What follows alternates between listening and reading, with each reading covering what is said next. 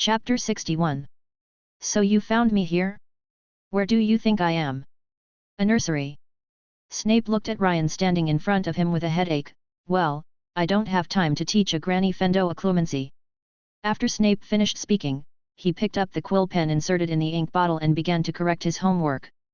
Look at the homework for 7 grades, not to mention the OWL's exams faced by 5th graders and the NEWT's exams faced by graduates. I need to be responsible for all of them, not be your nanny. Snape said as he graded his homework. Okay, what you should do now is go back and have a good sleep. Tomorrow is Monday and there are classes. Snape put down the quill in his hand and raised his head to look at Ryan. Although I know that you are very strong, and I also know that you have a lot of galleons in your pocket now, but to be honest, the magic in Hogwarts is still worth learning for a long time. Snape said sincerely. He looking at Ryan, it was like looking at his younger self. Okay. You ask her to come here every Saturday afternoon, from 2 to 2:30 in the afternoon. I'll only teach for 2 months. Don't blame me if she doesn't master it. You can come too then, and teach her the lesson by the way. I've taught you practical lessons together so that you won't say behind your back that the headmaster of Slytherin is a villain who doesn't keep his word. In the end, Snape agreed. A sheep can be driven, and a group of sheep can be herded, so we might as well teach them together. But I can explain in advance that occlumency is no better than other spells. The fastest way to train this spell is to continuously use legilimency on it. The more times you use it, the more you will master it naturally. Snape paused and continued, I will explain some basic knowledge, and you can do the rest. After saying that, Snape looked at Ryan with some envy. Why didn't he have a professor to help him with this trick when he was in school?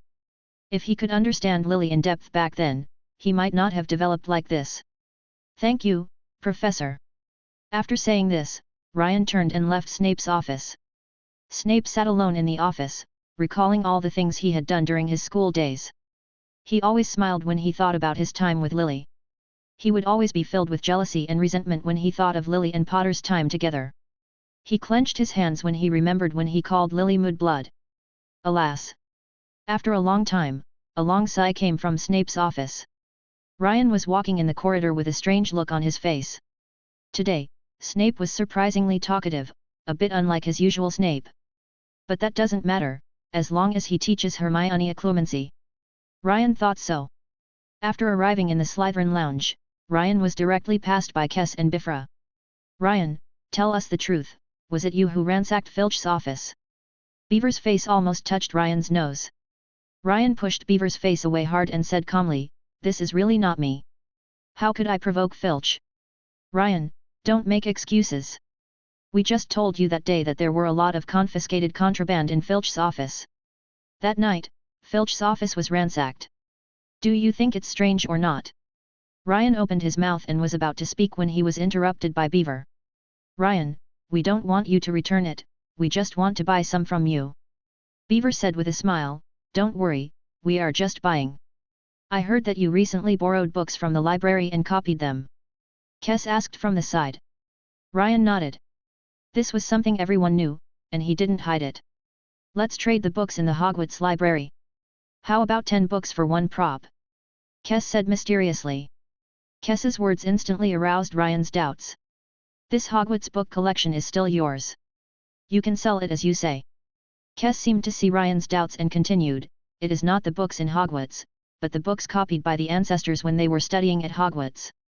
These books are allowed to all family members in the family. For those of you watching, it doesn't matter if you make a copy, as long as you don't spread it on a large scale. After hearing what Kes said, Ryan was speechless for a while. He thought he was the only one who thought of this method, but it turned out that the Hogwarts library had been emptied out long ago.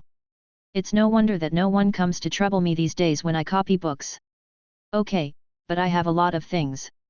You must have so many books. Don't let your family come to Hogwarts to find me by then. Ryan stood up, stretched and said. Don't worry, these are things that the book family doesn't pay much attention to. It's just a matter of copying spells. Just tell the house elves. Beaver said nonchalantly. Okay then. Ryan suddenly paused. He thought of the collection of books from the Gaunt family that Pudding had moved back. He had been lamenting why the Gaunt family had so many books, but he didn't expect the reason to be here. What's wrong? Kess asked curiously when he saw Ryan frozen on the spot. Sorry, Kess, Beaver, I think I may not need the books in Hogwarts for the time being.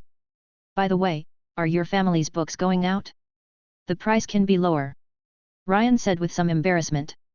After all, this is someone else's family collection, and some even involve some family magic. Kess was stunned for a moment. He obviously didn't expect that Ryan would say that. I'm sorry, Ryan, it's impossible for the family collection of books to be sold out. Once discovered, I will definitely be beaten to death. Kess looked a little unhappy. Ryan, where did you get the Hogwarts books? Although Beaver asked, he was still thinking about which library of a poor pureblood family Ryan should have moved. Ryan didn't nod or give a clear answer. But in Beaver's eyes, Ryan's appearance was no different from answering. I wonder if you are interested in some strange gadgets. Kess's words attracted the attention of Ryan and Beaver. You mean, those things? Beaver seemed to understand what Kess meant, and only Ryan was confused. Ryan, Kess, and I were exploring the castle before. We encountered several secret rooms and obtained many interesting gadgets from them. See if there is anything you need. Just when Kess went back to the dormitory to get something, Beaver explained the origin of these things to Ryan. Chapter 62. Soon, Kess walked out with a big box in his arms. Ryan, let's find a place where there is no one. There are some things in there that may not be suitable. Kess said. Ryan looked at Kess and then at Beaver. Let's go, there is a lot of dark magic involved. Beaver stood up and said to Ryan. Ryan nodded understandingly. Although Hogwarts does not teach dark magic, the pursuit of power is always human nature. Black magic is very powerful, and anyone with some ambition will not give up the research on black magic. The three of them came to Beaver and Kess's dormitory. It is worth mentioning that Beaver and Kess were in the same dormitory. So why didn't you come to your dormitory from the beginning? Ryan asked this sole question. Then the author might not be able to keep up with the word count. Beaver replied casually. Yet. Ha ha ha ha. The three laughed. Okay, let me show you what we have gained in the past 4 years. With that, Kess opened the big box. Ryan stretched out his head and looked around. There were all kinds of messy things inside. On the top were all kinds of weird gadgets, all of which were broken magic props. Ryan believed that those useful things had already gone into the pockets of Max and Beaver. Then there were a few eggs and some bones of unknown creatures, which seemed to be a bit old. Below are several small bottles with liquids of different colors inside. They appear to be potions from an unknown age. Finally, there were several tattered and disfigured books, with a few sparse pieces of paper left inside, and the handwriting recorded on them was blurred. Okay, that's it, take a look. We don't ask for much, just give us whatever you want, and we can pay the rest in galleons. Kess took everything out and laid it out on the floor. Ryan didn't mind that these things were garbage, he squatted on the ground and started picking them. First of all, there were those books that were already in tatters. As soon as Ryan picked them up, the last few pages that were still holding on fell off. This, you don't want me to pay for it? Ryan said jokingly. Max and Beaver laughed too. Of course not. These books should be the notes of former Hogwarts students. Don't take them too seriously, said Kess. Inside, these eggs are quite interesting. We compared the patterns on the eggshells and found that these eggs may be the eggs of some dragons, but we don't know which dragons they are. These bones were found together with these eggs. They are guessed to be dragon bones. Kess squatted down next to Ryan and began to explain to Ryan. But Ryan didn't think so. No matter what, it was impossible for a dragon to enter Hogwarts, and the size and shape of the bones didn't match. He guessed that it might be a small animal that stole the dragon egg and ran to Hogwarts to hide it, or it might have been brought in by a student or professor. Ryan held the dragon egg in his hand. It was heavy, like a big stone, and the life inside had completely disappeared. But Ryan was still very interested in it, and he took out a few snot candies from his pocket, a kind of candy that can make people's noses run continuously. Man, give me a little more. In order to get this, Beaver took an arrow in the butt. Good brother, for the sake of that arrow, give me a few more. Kess said from the side. Beaver also lay down on the bed at the right time, raising his buttocks to look like he was in great pain. Do you have a photo? If so, add 2 more. Of course, as a good friend of Beaver, how can we not record such happy times? Kess patted his chest and said in a buddy-like manner. Damn it, didn't I tell you to destroy it all? Why do you still keep it? Bifur didn't care about pretending to be in pain on the bed at this time. He jumped off the bed, ran to Kess with bare feet, and pinched Kess's neck hard. Ahem, Beaver, let go. I sacrifice one of you, but I can win a few pieces of snot candy. Isn't this a very profitable thing? Damn it, why don't I sacrifice you? Also, is my dark history only worth a few snot candies? Relax, my dear Beaver, not many people care about your dark history. Compared to your face, I think it would be better to have a few more candies. With that, Kess took out a candy from the drawer next to him. A photo was handed to Ryan. In the photo, young Beaver is lying on the ground, with an arrow stuck in his left hip, wailing continuously. Seeing Ryan looking at him, he turned a little embarrassed and wanted to put his butt on his back. Biff, you were so cute back then. Here, this is the reward. With that said, Ryan took a few snot candies and gave them to Bifur. Beaver tightened his grip on the pieces of candy he had earned by betraying his integrity. Next, Ryan continued to select a few good-looking magic equipment and potions. Magic equipment can analyze the alchemy techniques that come with it, and potions can be given to Snape. I believe that a potion master would not refuse a few bottles of potions from hundreds of years ago. Okay, it looks like we've got something real. Beaver looked at the prank props in front of him and said. Immediately afterwards, Kess and Beaver took out the real good stuff from their pockets. Alchemy talismans, rare materials, advanced potions, etc. These were given to us by the elders in the family for our birthdays. Do you need anything? Ryan drooled after hearing this. This is the son of a big family. If you don't do anything and stay at home during the holidays, you will receive a lot of good things that ordinary people can't see. Elixir of Fortune and a Belgian herb. I'll give you all the props. Ryan looked at all the items carefully, then thought about it and said. This was a well thought out decision. Speaking of protective items, Ryan already had several of them, and he also had a lot of magic crystals in his hand that he could make himself.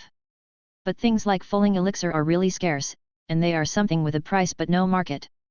Snape had it, but if he wanted it, Ryan had to get a favor. Including the Weasley brothers.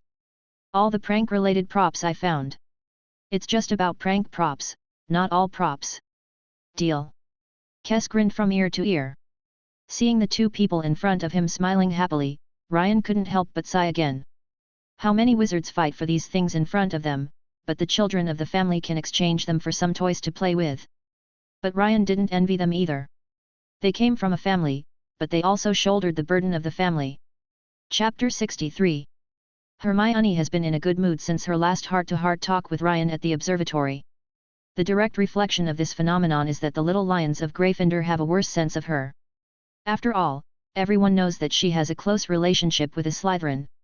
But Hermione didn't care about the opinions of these little wizards. She was eager to improve her strength now, and she wanted Ryan to tell her everything in detail. So Hermione now spends all her time reading books except for necessary communication. I said it's time for you to take a rest? Reading like this all the time will make you very tired. Ryan looked at Hermione with some distress. Since the last time, the little girl has come to the library whenever she has free time. It's okay, don't worry. Hermione raised her head and smiled at Ryan. Walk. After thinking about it for a while, Ryan still felt that he couldn't continue, so he took the book from Hermione's hand and pulled Hermione out of the library. Hermione just struggled but didn't cry out. Because once you make a loud noise, you may be kicked out by Mrs. Pants and you will never be welcome in again. Mrs. Pants was patrolling the library with a feather duster in her hand and a serious look on her face. Whenever the little wizard is found eating or damaging books, the feather duster in Mrs. Pants's hand will definitely remind him of this painful lesson. Ryan, let me go quickly, so many people are watching.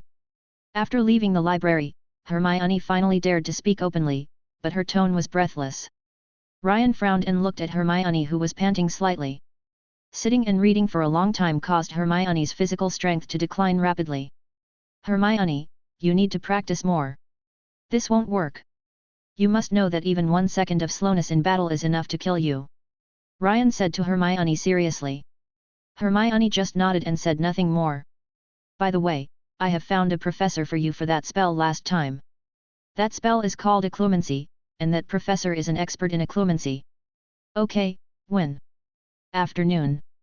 What? Are you just telling me what happened in the afternoon now? Hermione was a little surprised. After all, it was already 9 o'clock in the morning on Saturday. Hermione paused for a moment and asked, "Which professor is it?" "Professor Snape." Hermione was stunned and didn't even hear what Ryan said next. It took about 2 or 3 minutes before she came back to her senses. "Ryan, maybe you are right. My body is indeed a little weak. I just had a hallucination." "You can't even imagine what I hallucinated. I actually heard you say that Professor Snape would teach me about the brain." "Occlumency." "No, Hermione, you heard that right." Ryan stopped and looked into Hermione's eyes. Is today April Fool's Day? Or is this some new type of joke?" Hermione still didn't believe it. To be honest, anyone else would be a bit unbelievable. Who is Snape? Head of Slytherin. Wizards throughout the UK knew that Slytherin and Gryffindor were the least likely to deal with them, and Professor Snape was the one who liked to target Gryffindor the most. "What? You do not believe?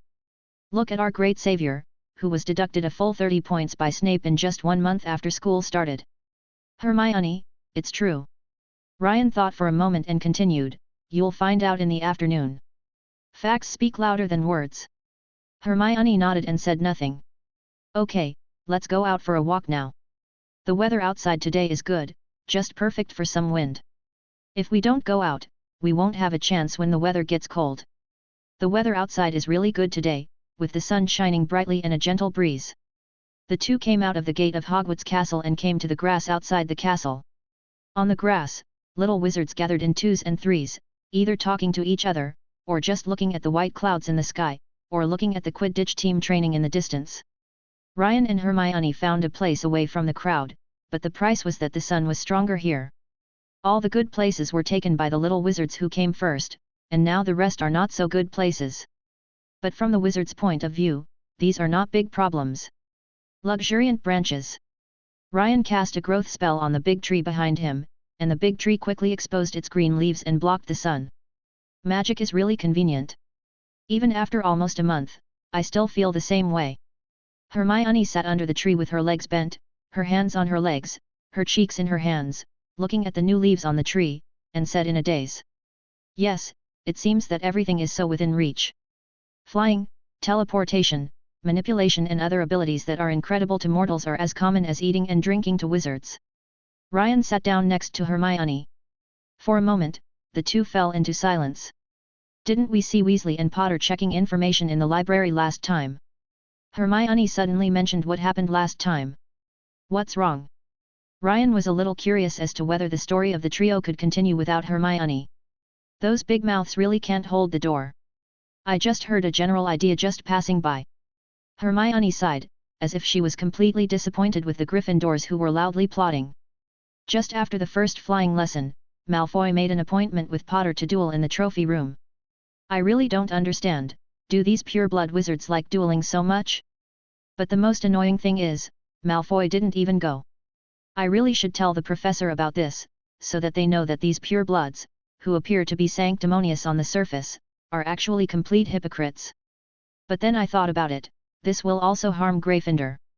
Points will be deducted, after all, Potter and the others are serious about their night tours." Ryan was listening to Hermione's thoughts. The breeze blew Hermione's hair slightly, and occasionally blew up 2 fallen leaves. Everything seemed so peaceful and quiet. Back to business, Malfoy seemed to have told Filch about this, so Filch squatted there with them. "But I think Potter may be overthinking this matter. After all, escaping from a duel is a very annoying thing. I don't think Malfoy would directly tell Filch about the shameful thing. This should be an angry guess by Potter and the others." Ryan looked at Hermione with a half-smile. Okay. Hermione scratched her hair. Later, in order to avoid Filch, they ran to the forbidden room on the 4th floor, and found a big dog with 3 heads in it. That's what happened.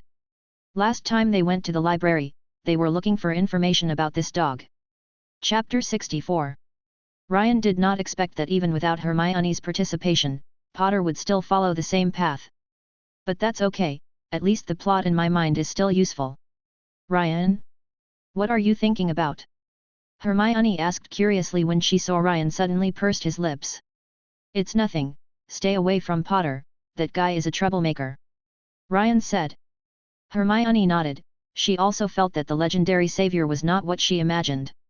The imaginary savior is powerful in magic, knowledgeable and polite, and is a complete gentleman. The real savior is a scumbag who doesn't know much about magic and always wants to play. This seems a bit unbelievable to Hermione. Since she knows that her strength is insufficient, she should study hard. But now it seems that he has really assumed the role of the savior who destroyed the Dark Lord. Don't worry, Ryan, he and I are not the same person. At least I won't be deducted for not remembering that Aconitum wolfsbane and Aconitum scaphoides are the same thing. Hermione was a little depressed. In her opinion, this score should not be deducted. Okay, let's go back and have a nice meal and then go back and have a good rest. The afternoon may not be too relaxing, so you have to be mentally prepared.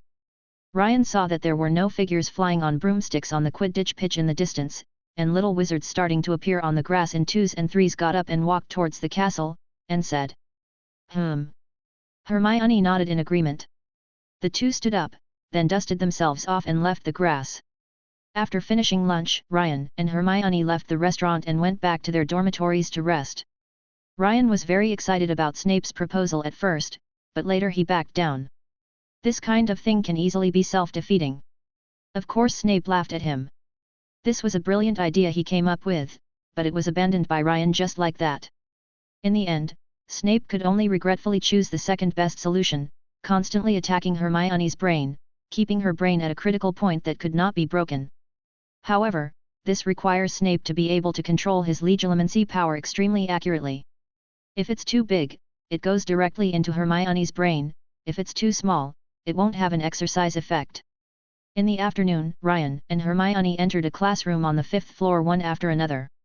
The classroom was spotless, all the tables and chairs had been evacuated, the blackboard had disappeared, replaced by a row of puppets. It's hard to tell what material the doll is made of, but Ryan guessed that it should be a material with high magic resistance. After waiting for about 10 minutes, Snape walked in with unique steps. Hermione flinched, clearly frightened of Snape. Ryan patted her shoulder to reassure her. Okay, I don't have much time, so let's hurry up. Snape ignored the two people's small actions and said to himself. Miss Granger, these are books about occlumency. I hope you will have an understanding of occlumency by this time next week. Snape said, taking out a piece of paper with a bunch of words written on it. The name of the book. Below was a note allowing Hermione to borrow books about legilimency from the restricted section. Okay, you can go to the library now. Snape stared at Hermione, and after Hermione left, he turned to look at Ryan. As for you, I know you have mastered a lot of magic, but to be honest, your fighting awareness is very poor, or your body is not used to fighting. Maybe for a period of time you can rely on the heavy weight and strange effects. Magic lasts for a while, but as time goes by, people will always be able to figure out your true identity. At that time, all you can rely on is your own fighting consciousness. Snape had no idea where Ryan's weird spells came from, and he didn't want to know. This is a tacit understanding between the two and the basis for maintaining the status quo. Once Snape knew the source, Ryan would definitely try his best to make Snape forget. Ryan was a little confused at this time. Except for the time when he fought with Crow, he thought he hid it well the rest of the time. Could Snape be deceiving himself? Could it be that he was sure that he had mastered a lot of magic based on the aftermath of that battle? Ryan thought so. However, his doubts would not be answered, and Snape would not talk to him. Okay, without further ado, have you seen the row of puppets in front of you? That is the simplest kind of combat puppet. He will randomly shoot a paralysis spell, and you must use your own ability to avoid it. Of course, and you can use spells to assist you in the early stages of training, but remember, it's not possible to use spells like the Iron Armor Curse to harden your skills. I believe you should know this better than I do. You can practice for a week first, and we'll see you next Saturday. Snape glanced at Ryan, then turned and left. Snape walked to the door, as if he suddenly remembered something, turned around and said, by the way, your punishment ends today. Ryan looked at Snape's leaving figure, and then at the row of alchemy puppets that Snape placed in the classroom. For a moment, he didn't know whether Snape was responsible or not. Alas! Ryan sighed and walked forward. When Ryan stepped 2 meters in front of the alchemy puppets suddenly raised their arms, and then quickly released streaks of yellow light. These rays are also paralysis spells. You won't be hurt if you are hit, but the area hit will be numb for a while, about 30 minutes. But don't cast the paralysis spell on one part repeatedly, because its effects will be superimposed. This spell was developed by wizards during the Wizarding War to relieve pain. Later, wizards discovered that this spell was also good for training young wizards. By the evening, Ryan was almost unconscious. He didn't use any spells to assist him, he relied solely on his own reflexes. The result was obvious. Ryan collapsed on the ground. Hermione was holding a piece of sandwich and feeding it to Ryan bit by bit. "What are you going to do at night? You can't just sleep here, right?" Hermione asked worriedly, her eyebrows almost knitted together. "It's okay, you write a letter to Pace and ask him to send it to Kess Shacklebolt or Beaverbrook in Slytherin," Ryan said vaguely with food still in his mouth. Hermione hesitated and said, "Those two Slytherin treasures? Are they reliable?" Ryan nodded. "Well, if you insist." Hermione finally sent a letter to Chris and Beaver using Pace. Chapter 65. In the end, Ryan was carried back by Kess and Beaver, one with his hands and the other with his feet. From the 5th floor to the basement, all the little wizards who went to the restaurant for dinner saw this scene. If Ryan hadn't been paralyzed and couldn't move at this moment, Ryan would have jumped up and cast a repel spell on the two of them to taste the feeling of free fall. "Ryan, should the spell on your door be lifted?" Kess placed Ryan on the sofa in the common room and said to Ryan. To be honest, Kess and Beaver were still very curious about what was in Ryan's dormitory. After all, people are like this, the more secretive you are, the more he wants to know. "But I think you'd better go to the school hospital. After all, Madame Pomfrey is professional in this area," Beaver said worriedly from the side, and Kess nodded in agreement. Ryan just smiled and said, "Why are you like Hermione?" "Okay, I'll be fine after a while." "Okay then." Kess and Beaver didn't say much. After being in contact with Ryan for such a long time, both of them also understand Ryan's temper. But no matter what others say, he will not change his mind on anything Ryan has made up his mind about. After Chris and Beaver leave, Ryan lies on the couch and broods. The little wizards of Slytherin are currently doing homework in their dormitories, so there is no one in the entire Slytherin lounge. It seems that no matter which country, which school, which college, or grade, students always like to start writing a few days before handing in their homework. About half an hour later, Ryan regained feeling in his right arm. Because it was the hand holding the wand, Ryan was well protected and was not hit many times. He took out his wand and cast several paralysis-removing spells on himself, but they only had a relieving effect. After all, he received too many paralysis spells today. Even if he used the understanding spell, some of the effects could not be dispelled. Slowly walking into his dormitory, Ryan lay down on the bed and fell asleep without even taking a shower. Early the next morning, Ryan climbed out of bed and took a deep breath. The feeling of numbness all over his body was really terrible, but it also strengthened Ryan's determination to train himself. After all, the person who is hit by the paralysis spell now is what kind of spell will he be hit with in the future? No one knows, it may be some kind of curse, or it may be a death curse. After breakfast, Ryan went to the classroom on the 5th floor for training again, but this time he did not give up magic foolishly, but used spells such as acceleration spells for assistance. Hermione also moved her books into this classroom and sat in the corner reading. The desks and chairs were transported by her using the levitating spell this morning. "Hey, I'm so tired," Ryan gasped. He has been training for an hour. Even with the bonus of spells, one continuous hour of concentration is enough to make a person exhausted. "Here you go." Hermione handed Ryan a cup without raising her head. "What is this?" Ryan asked, not expecting Hermione to answer. He opened the lid, and a cool and refreshing breath hit his face. "This is the mint tea I made. You can try it. It's my first time making it, so I don't know if it tastes good." Hearing Hermione say this, Ryan instantly lost the desire to taste it. "Haven't you tasted it?" Ryan whispered to Hermione. "Of course not, what if it doesn't taste good?" Hermione glanced at Ryan slyly, seeming to be laughing at Ryan's little thoughts. "Ahem. Aren't you going to drink?" Hermione asked. "I don't want to drink it." "What if it doesn't taste good?" Ryan asked. Hermione was silent for a moment, then hesitantly said, "How about you take it back and give it to the little wizards in Slytherin?" After all, she was still a Gryffindor, so there was no pressure at all to use the little Slytherin wizard as a guinea pig. It won't kill anyone, it will just cause diarrhea at most. Ryan was silent for a moment, he didn't want to do this. Although Slytherin's little wizards looked down on his Muggle origin, he was now a Slytherin student anyway. After thinking about it, Ryan squinted slightly. A cool breath emanated from his mouth and then traveled down his throat to his body. For a moment, Ryan felt as if he was in the polar regions. Just taking a breath, Ryan felt as if his nose and throat were frozen. "How much mint did you put in?" Ryan asked with some difficulty. 2 pieces. This is the magic peppermint that Paddle brought from his hometown. I know that its effect is relatively powerful, so I put a little less. Hermione stopped reading at this time and looked at Ryan with squinted eyes. "How do you feel? I think you can just take half a tablet next time. This stuff is more effective than any refreshing potion. This is not a lie. Are you sleepy?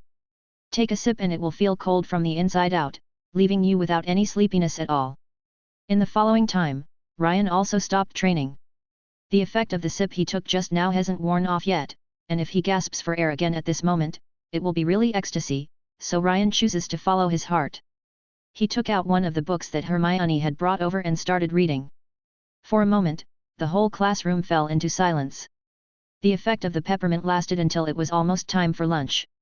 "Thank God, it's finally gone." Ryan took 2 big breaths of air and said. After finishing lunch, the 2 returned to the classroom on the 5th floor. One is reading and the other is training. And in the days to come, the 2 of them will come here whenever they are free. Time came to the second Saturday, and Snape arrived as promised. "It seems you did well, Miss Granger." After asking a few questions, Snape nodded with satisfaction.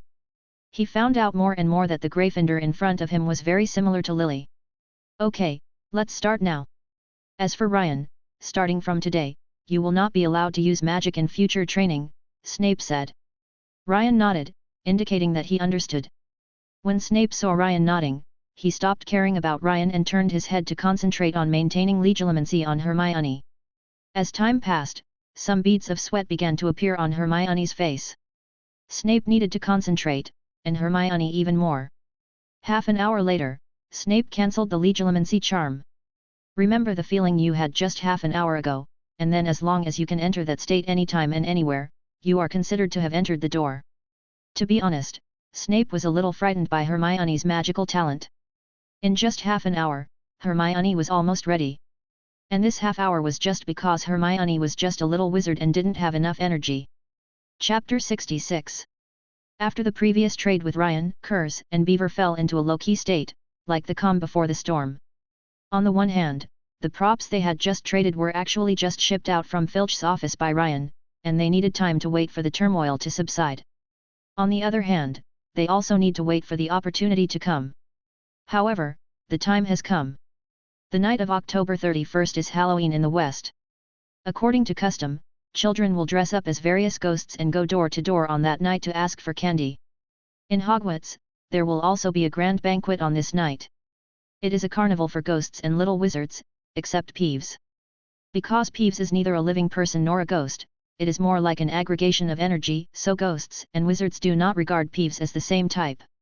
In addition, Peeves always likes to cause trouble, so in order to ensure the smooth operation of the party, Peeves will not be allowed to participate in the Halloween party on that day. But any sentient creature will feel lonely, especially when others are carousing and you can only listen to others' carnival. So Peeves would go to the principal's office every year to discuss with the principal, wanting to participate in this banquet. Several previous principals had allowed Peeves to enter the banquet hall because of Peeves' guarantee, but later on, Peeves always made a mess of banquets because of his naughty nature. From then on, no headmaster dared to let Peeves into the banquet hall. But Peeves always wanted to go to the banquet, so in the month before the banquet, Peeves always restrained himself.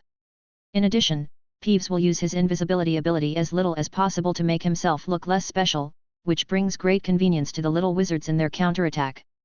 So for the little wizards who have been bullied severely by Peeves before, this is simply an excellent opportunity to fight back. To take a step back, as long as it can prevent Peeves from entering the banquet hall, it is also a success. After all, no little wizard wants the party to be messed up by Peeves, not even the Weasley brothers who have a good relationship with Peeves. One fine afternoon, Kess and Beaver lie in wait on Peeves' path.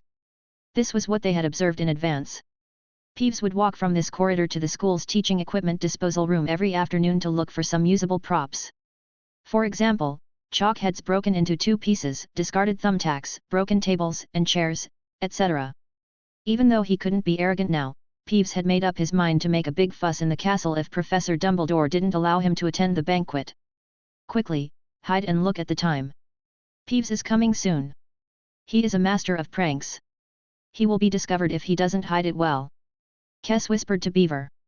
The two of them were huddled in a small corner, their pockets filled with all kinds of props. Some of them were newly bought, and some were obtained from transactions with Ryan.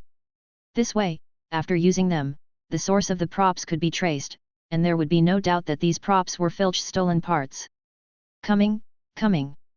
Bifur, who has sharp ears, heard a heavy footsteps, which is standard for Peeves every October. Get ready, don't shake your hands, Beaver whispered. Throw. On command, 2 chili bombs, a type of bomb that releases a spicy smell when exploded, were thrown. Damn it, who's ambushing Peeves? Wait, I'll give you some clues. Peeves said and ran away, because there was nothing in his pocket at this time, and he needed to go to the inventory to get some. Kess and Beaver clapped each other's hands with joy, cheering for this hard-won victory. But the good times didn't last long, and Peeves soon returned. It was floating and invisible, so that neither Curse nor Beaver noticed the approaching danger. A bottle of ink fell from the sky and covered Beaver.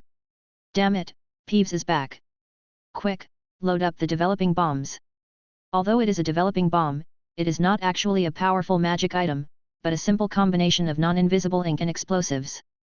Non-invisible ink is actually made from ordinary ink mixed with anti-invisibility grass, a magical potion associated with invisible beasts. This ink has the characteristic of being invisible and is often regarded as the nemesis of the disillusionment curse. Bang! There was a loud noise, and the invisibility ink was sprayed out in all directions. Chris and Beaver had already hid behind the corner, but Peeves was not so lucky. The ink drizzled all over Peeves, highlighting his figure. Quickly, pull out the fireworks and let them taste the explosion. Beaver said with a laugh. Bang! Bang! Fireworks shot out from the hands of the 2 men one after another, landed behind Peeves and exploded. Damn, I will remember you too. Just wait for Lord Peeves' revenge. Peeves said as he ran away again. Of course, it is not running away at will, it is flying to the teaching aid disposal room. Quick, don't let it in. Kess saw Peeves opening the door to the abandoned room and immediately guessed Peeves' plan. But it was too late.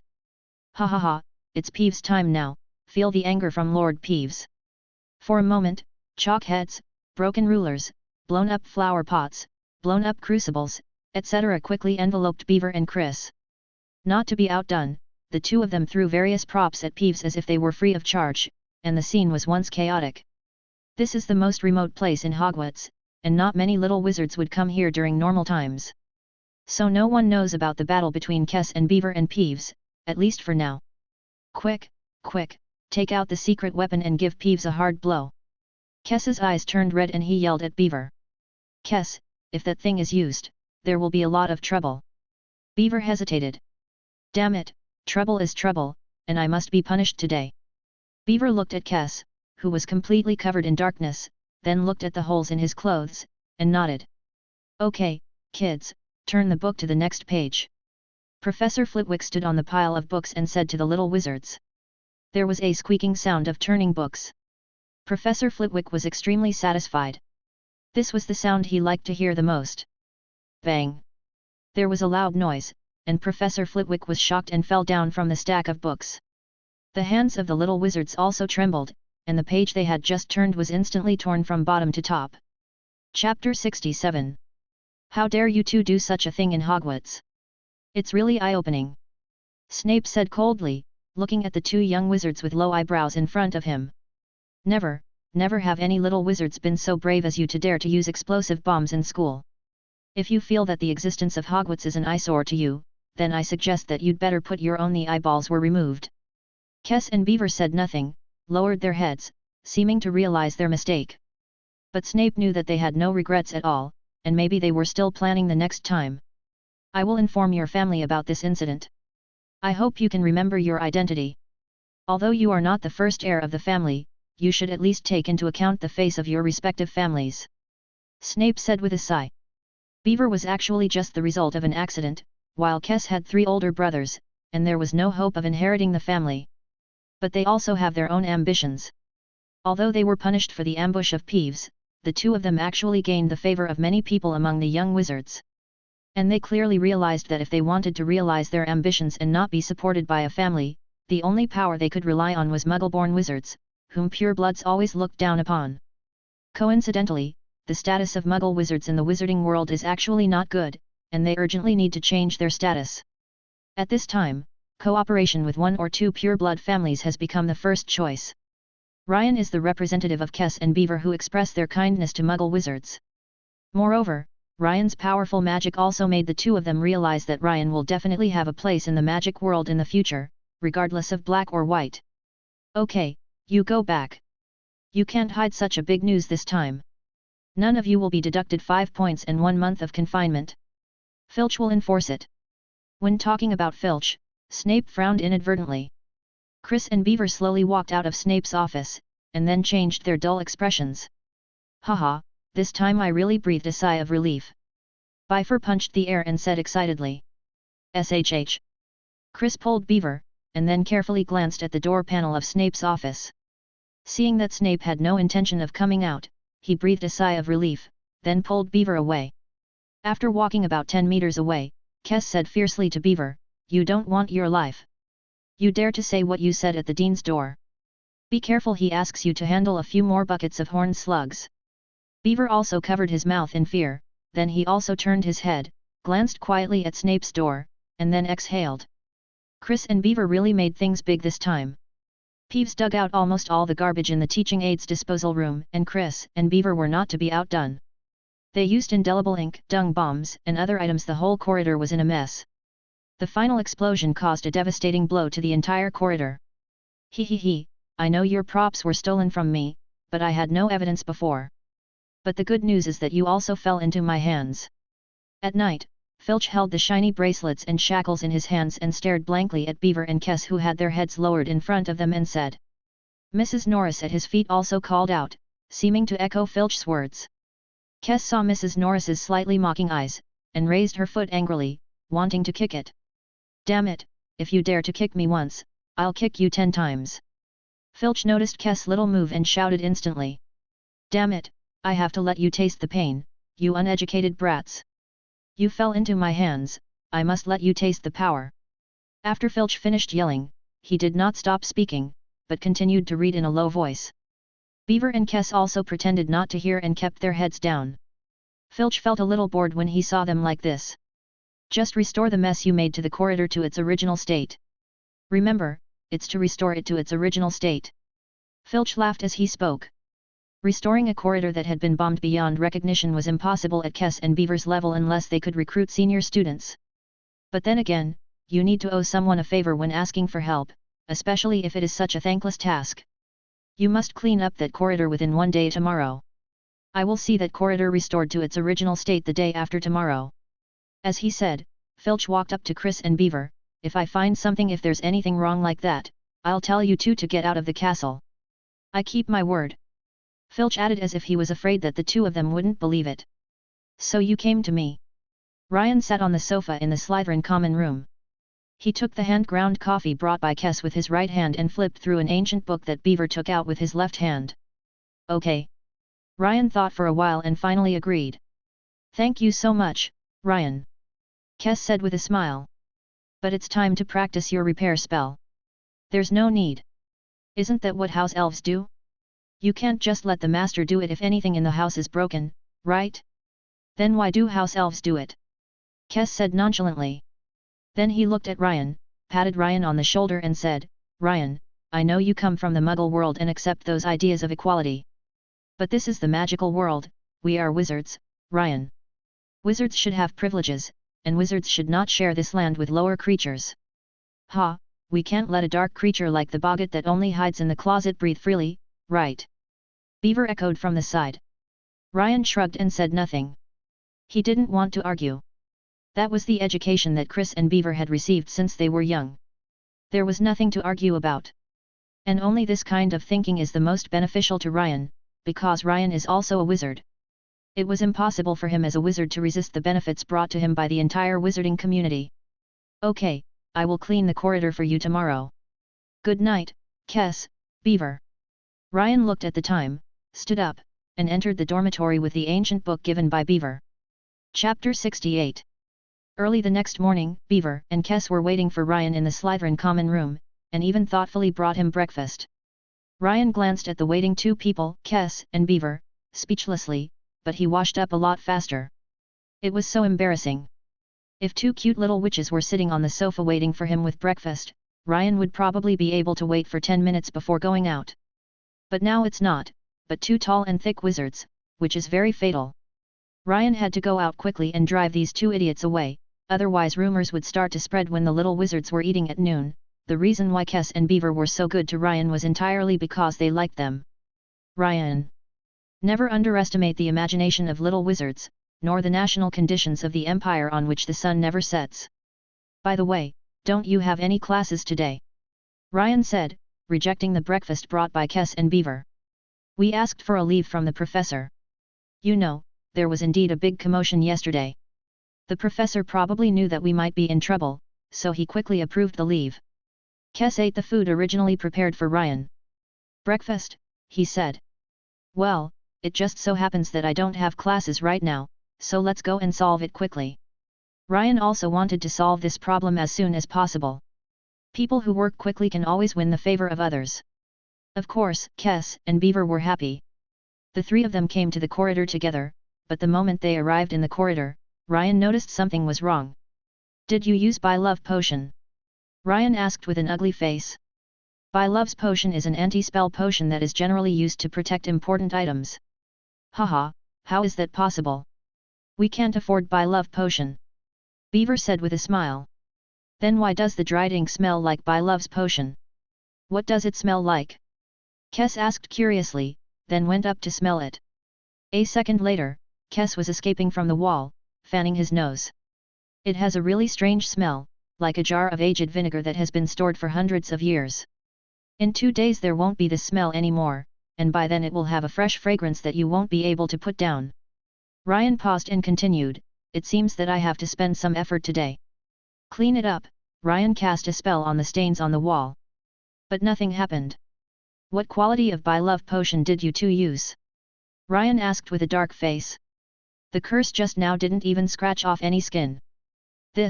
We really don't know this. We didn't buy the By Love potion at all. Beaver was a little flustered. Can the two of them deal with the stains that even Ryan can't deal with? For a moment, Kess and Beaver felt a little uneasy. Did you add this in? Kess asked. By pull aside and asked in a low voice. How is this possible? I'm not so confused about it. Beaver looked at Kess in shock and said. Wait. Beaver exclaimed. What did you think of? Kess looked at Beaver anxiously. After all, it was related to whether they could clean up these stains within time. If they can't be cleaned up, Kess and Beaver have reason to believe that Filch will give them an unforgettable punishment. Remember what Yoko said when he sold us things? Kess pondered for a while and suddenly realized, it turns out that it was Yoko who did it. Come on, go and write to him. Damn it, I must make him look good. I don't think it's necessary. Ryan said from the side. Chris and Beaver looked up and saw that all the ink stains were gone. They looked at Ryan in surprise. This. Beaver reacted first, and uttered some meaningless words in a daze. Okay, I'm done with my work. I'll leave first.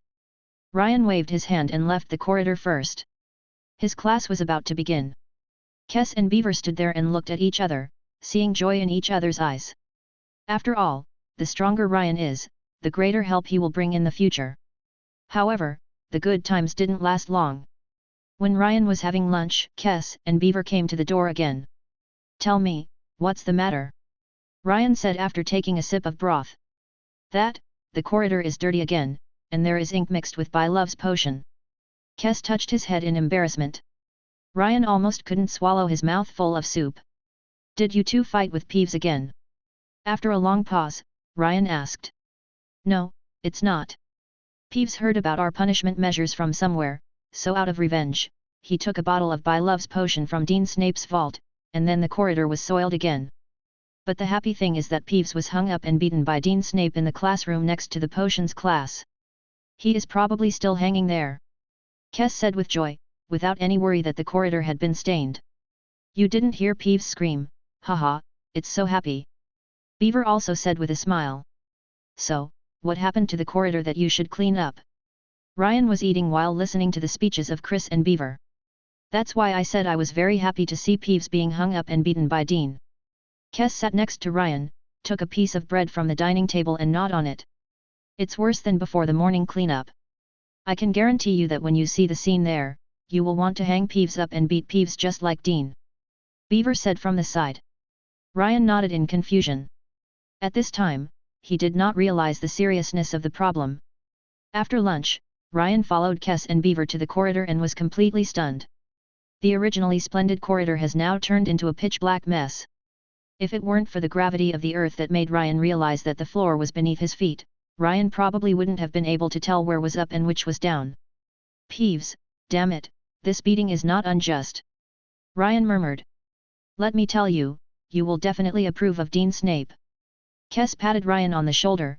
How about it, can it be solved here? There are some difficulties.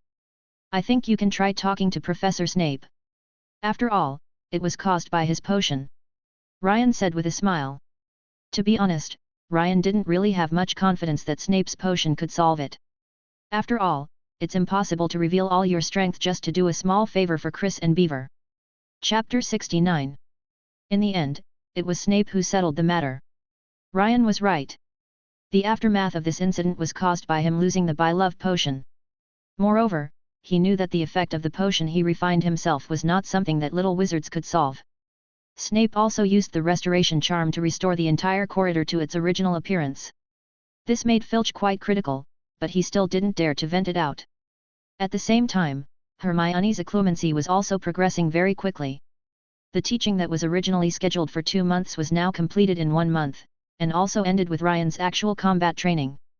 Okay, your current level is sufficient, and the next step is the result of more practice. Snape said, and then left the classroom on the 5th floor.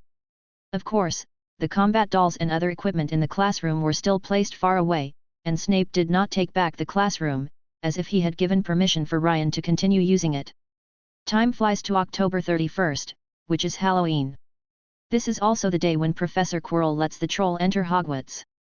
It seemed that the wings of a butterfly named Ryan flapped slightly, causing the entire destiny to change. The first thing that happened was that Hermione did not sit with Ron, but with a girl in the same dormitory, which made the heroine of the Halloween troll incident disappear directly. Of course, the story will continue to be told. Look, that girl started running towards Slytherin again. She is simply the Black of Gryffindor. One day, she will fall into the embrace of dark magic like Black. This is really scary. Having just finished the charms class, Ron looked at Hermione running out of the classroom door and said to Harry next to him. Maybe, by the way, who is Black? Harry didn't care about this, but was very interested in the Black mentioned by Ron. Harry, who had just entered the wizarding world, was full of interest in everything, perhaps because this was the place where his parents had lived. Black, he is from a pure-blood family. His whole family is Slytherin, but Black is the only one who is a Gryffindor. Ron said as he walked forward.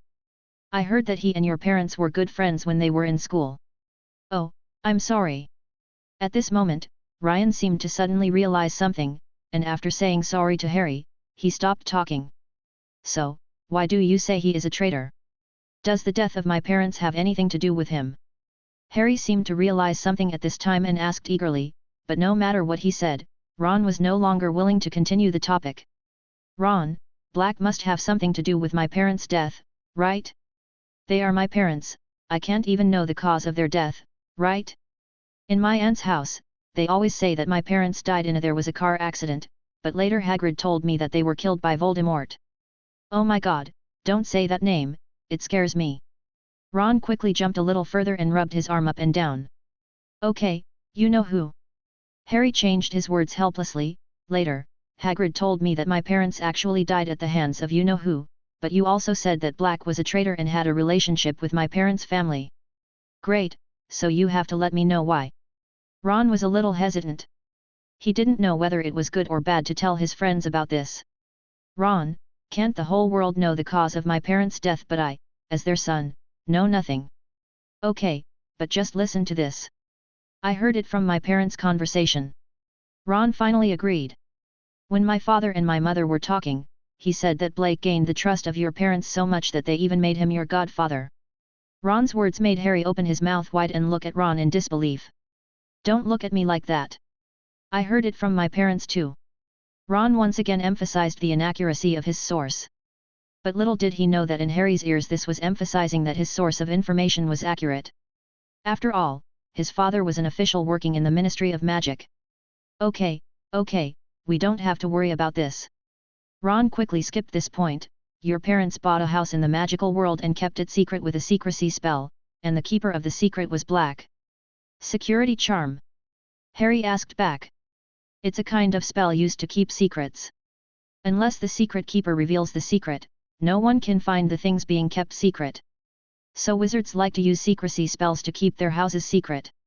It's very safe. But my parents died in a very safe and confidential room. Ron was embarrassed.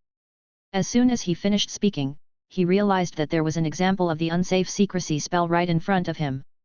So wizards usually choose the person they trust most as the secret keeper.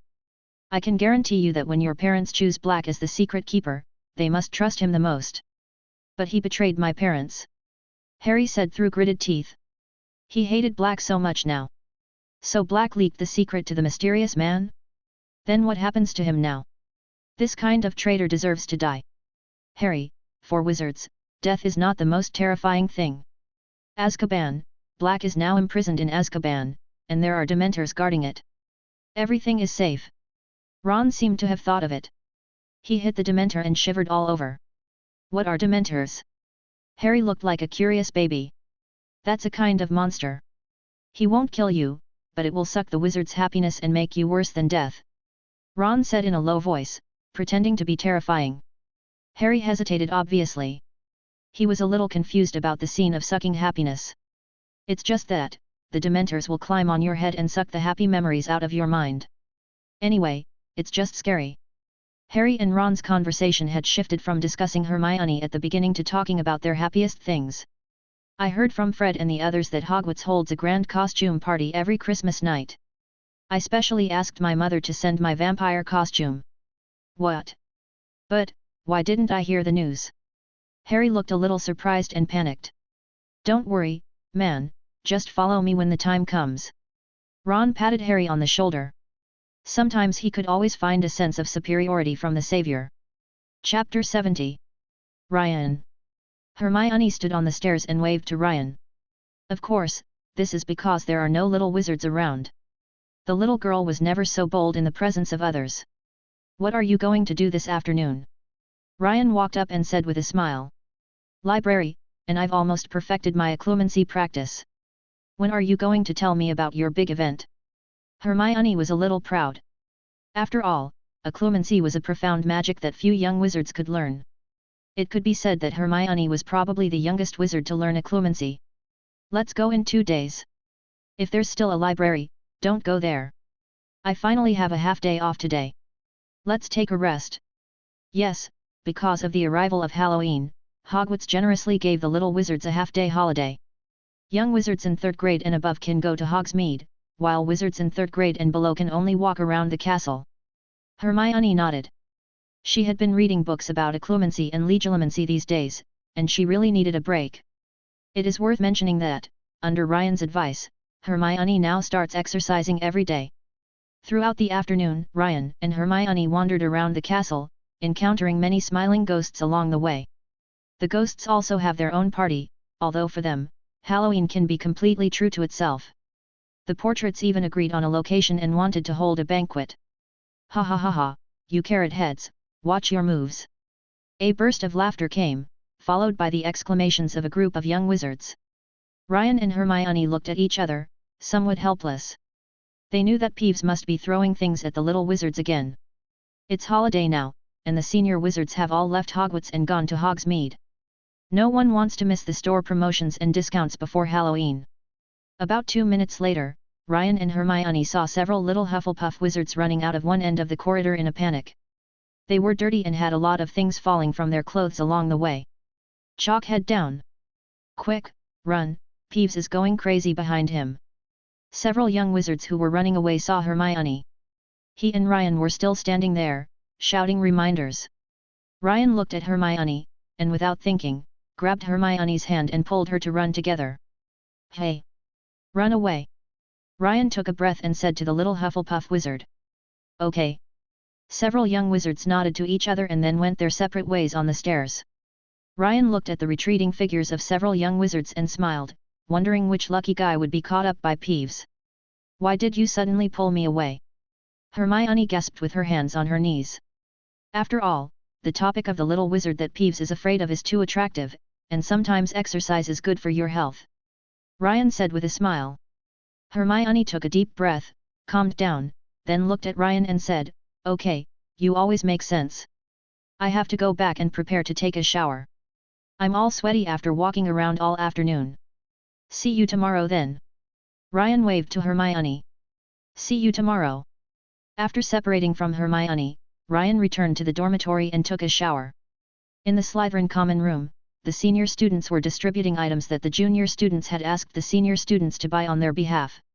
In the evening, the entire Hogwarts students and professors gathered together, and the atmosphere in the restaurant reached its peak when many delicacies appeared on the table. The professors seemed to have dressed up carefully today, except for Snape, who was still wearing the same black robes and greasy hair as if the previous changes were an illusion. At the Slytherin table, Ryan picked up a piece of meat from an unknown creature and put it in his mouth. In an instant, an indescribable taste burst out in Ryan's mouth, causing Ryan to eat another piece involuntarily. Haha, some people's children may have never eaten these good things, so they should eat more. Unfortunately, I am a little tired of the taste, but I feel that the usual simple meals are a bit tasteless. Malfoy became angry again, but the movements in his hands did not stop. This is a fish from the depths of the Pacific Ocean. Only powerful wizards can go deep into the seabed to catch it. Just a plate like this would probably be worth 2 galleons. Even as wealthy as the Malfoy family, it is impossible to eat such good food every day. Ryan glanced at Malfoy with some disdain, and did not stop holding his hand. Malfoy was right, he had never eaten such good food. Thanks to the speed with which Ryan ate, Ryan was already completely full while most of the little wizards were only half full. He sat in his seat and watched the little wizards eating and talking. Some people may be sitting in Slytherin, but their hearts are flying to Gryffindor. Malfoy. Kes couldn't help but interrupt Malfoy's next words. Malfoy curled his lips in disdain, but did not continue to speak. If he made Dex unhappy and got beaten up, Malfoy wouldn't be able to do anything.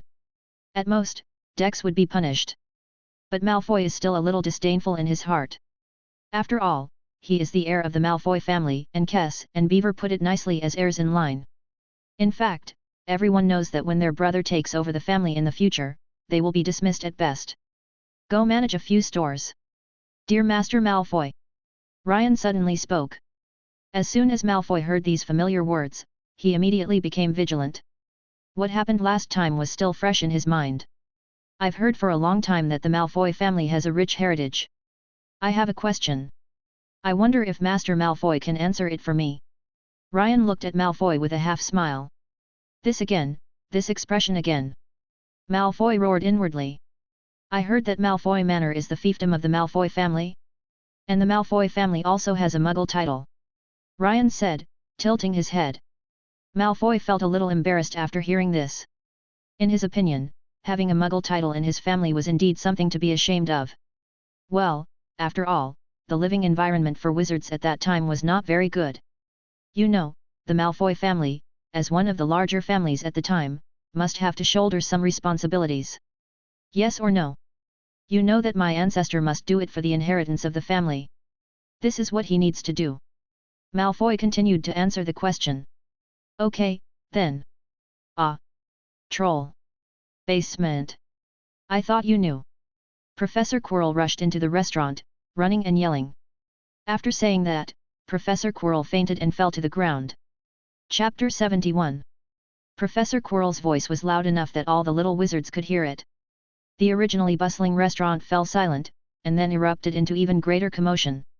The little wizards usually live in the absolutely safe Hogwarts, where do they have the opportunity to come into contact with these dangerous monsters? Suddenly a professor came and shouted that a troll had entered the school's basement. The most important thing was that the professor fainted after saying that. Even the professor was frightened and fainted by the troll. What else could they, little wizards with little ability, do? The little wizards were all panicked for a moment. At this moment, no matter it was Slytherin or Gryffindor, there was only one thought in their hearts: escape. For a time, the scene in the restaurant was chaotic. Hermione also took advantage of the commotion and came to Ryan's side immediately, holding Ryan's forearm tightly with her little hands. Her little face looked pale due to excessive fright, and her lips were pursed together. "Don't worry, Professor Dumbledore is still here. Can a troll be stronger than the Dark Lord?" Ryan hugged Hermione and said softly. It seemed that it was Ryan's words and the presence of Professor Dumbledore. The little girl began to calm down and no longer looked as panicked as before.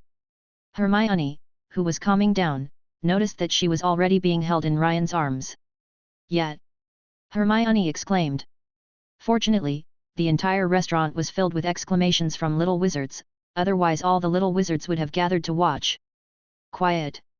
A loud voice drowned out all the panic. The little wizards were also calmed by this sound, and turned to look at the source of the sound. The entire restaurant instantly became quiet. Hermione took this opportunity to break away from Ryan's arms and return to the Gryffindor sequence. "All prefects, lead the students from their respective colleges back to their dormitories. Professors, go to the basement with me to check the situation." As soon as Professor Dumbledore finished speaking, the prefects below began to take action. "Hufflepuff, follow me here. Gryffindor, please follow me this way." Percy's voice sounded, and the Gryffindor wizards lined up consciously. At the front are the 3rd and 4th grade students, at the back are the 6th and 7th grade students, and in the middle are the 1st, 2nd, and 5th grade students. The 1st and 2nd graders are in the middle, and the 5th graders are on the outside.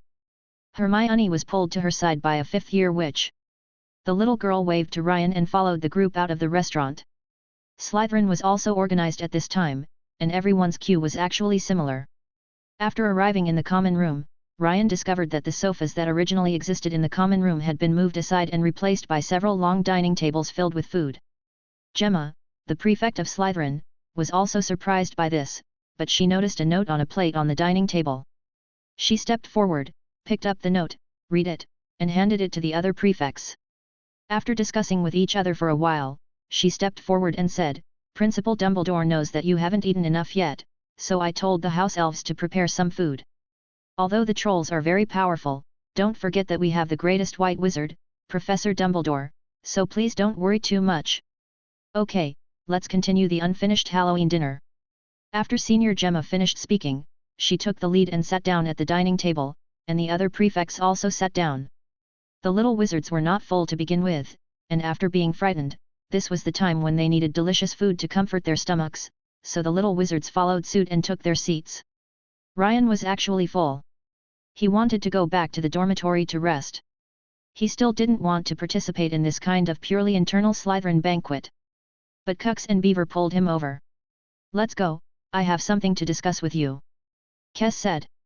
Ryan sat at the dining table, and then Beaver poured Ryan a glass of butterbeer, then helped Ryan pick up 2 pieces of barbecue, and even wiped the chair for Ryan. No, I have something to say. You're making me feel a little uneasy." Ryan quickly declined. The last time they helped clean up the corridor, the two of them only served breakfast in the morning, and Ryan hadn't eaten it yet. This time Beaver was so attentive, and Ryan instinctively felt something was wrong. No, you can bear it, you can bear it. Sit down quickly, please sit down." Beaver smiled attentively and wiped the chair for Ryan again with his hands. "Sit down, Ryan, don't worry, the things I have to ask you for today are definitely within your grasp." As he spoke, Kes pushed Ryan onto the seat. "Okay, let's talk about it." Ryan took a sip of butterbeer and said helplessly. As soon as Ryan finished speaking, Beaver suddenly became shy and hesitated to speak. Kes was eating on the side, looking at Beaver's shy look with a smile from his aunt. Beaver's face began to turn red visibly. "So, what is going on?" Ryan became a little curious and turned to ask Kes. "Pfft! Ha ha ha ha ha!" Unexpectedly, Kes suddenly laughed. I'm telling you, Baifu. Before Kes could finish his words, Baifu covered his mouth. Let me tell you. Beaver said with a red face. It was a sunny afternoon and Kes and I were discussing a plan to deal with Peeves. We were very focused and discussed very seriously. However, an angel just fell from the sun into the mortal world. It is so beautiful and moving, I believe this must be a gift from the Lord.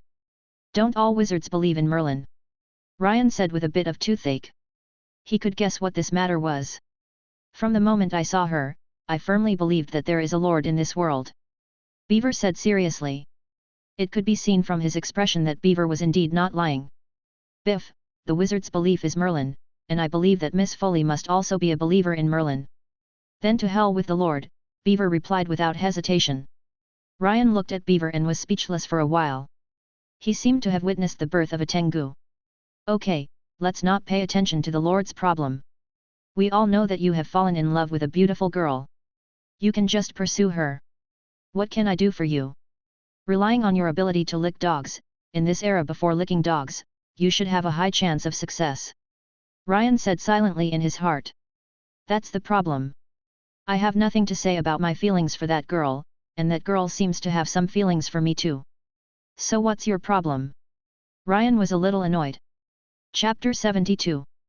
Okay, Juana is the favorite granddaughter of the current Forley Patriarch, and I heard that the Forley Patriarch also intends to let Juana take over the Foley family. Then Beaver paused and said with some self-deprecation, as for me, I am actually just the most inconspicuous child in the family. Although we are in love, to be honest, the Foley family will definitely stop it. What to stop? Bifur, you are just little wizards now, just in love. It does not mean that you and her will talk about marriage in the future. Bifur, as you grow older, people's preferences will also change. What you like now it doesn't mean you can be together, and marriage and love are not the same thing. Ryan said old-fashionedly. Aren't you and Miss Granger also in love? Don't tell me no, I saw her hiding in your arms today, right after Professor Quirrell came in. Although everyone was too flustered to notice, I saw it. Biff, my situation is different from yours. What's the difference? Beaver shouted loudly. Keep your voice down, Beaver, do you want the whole Slytherin to know about you? Kes pulled Beaver. So why are you so anxious to fall in love recently? Hearing Ryan's words, Beaver sighed. Juana told me a few days ago that a fifth-year wizard is pursuing her. She told me that she wanted to hear my opinion. What opinions can I have? Of course I hope she refuses, but what reason is there to open your mouth? Beaver looked a little disappointed, and Chris patted him on the shoulder. They were both in similar situations, so seeing Beaver sad at this time made Kes feel a little sad. In the near future, maybe this will become his story too. I probably know that you are afraid that the Foley family and the Bach family will interfere with the relationship after the relationship is confirmed, right? Ryan hit the nail on the head. Beaver nodded. The Foley family would definitely obstruct it, while the Bach family was half and half, depending on how much the Foley family valued Juana. Strength, to be honest, Beaver, if you have the strength of Professor Dumbledore now, you will find that the obstacles in front of you are actually just pebbles on the road. Okay, Beaver, that's all. Ryan patted Beaver on the shoulder, drank the butterbeer in one gulp, and left the table. After Ryan left, Beaver also stood up and left the table. Where are you going, Beaver? Said Chris worriedly. At this time, Bifur looked very strange, his eyes were full of determination, and there was no trace of confusion at all. I want to go back to sleep, Kes. Ryan is right, strength is something that never changes. Only strong strength can gain the status of speaking. It's late enough today, I want to rest. Kes, I don't want to spend my life doing nothing. Beaver said to Kes beside him as he walked to the dormitory. We are now in our 4th year, and there are only 3 years left before graduation. Beaver, I think your will is good now, but what we need to face is reality. To be honest, 3 years is not at all, we're not strong enough, our talent is poor. Let's go to the dormitory and talk. Beaver looked a little excited. After arriving in the dormitory, Kes sat on a chair and looked at Beaver, as if expecting his answer. Dark magic. What? Are you crazy? Do you know where this is? Kes was really frightened. He didn't expect Beaver to be so bold. He dared to study dark magic in Hogwarts and even dared to do the most important thing in this century. The Great White Wizard studied dark magic right under his nose. I tried it, and it took me 2 days to master the Curse of Weakness. Beaver looked at Kess and said. Curse of Weakness is an entry-level black magic. Its main effect is to weaken the opponent's body, and this attenuation is irreversible, so it is classified into the sequence of black magic.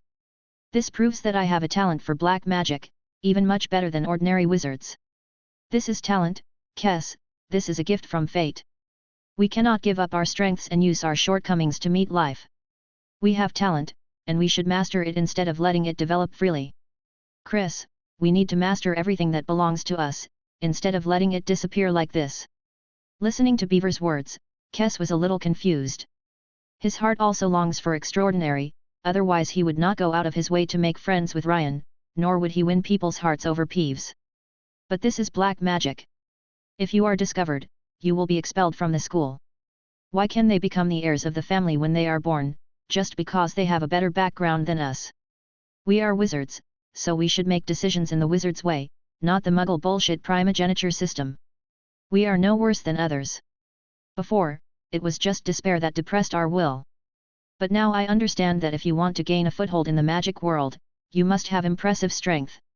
Are you waiting for you to grow up and accept the family arrangements are made to go to an unknown city to manage 1 or 2 shops, and then one day the family will marry you to a girl of unknown height, fat and thin?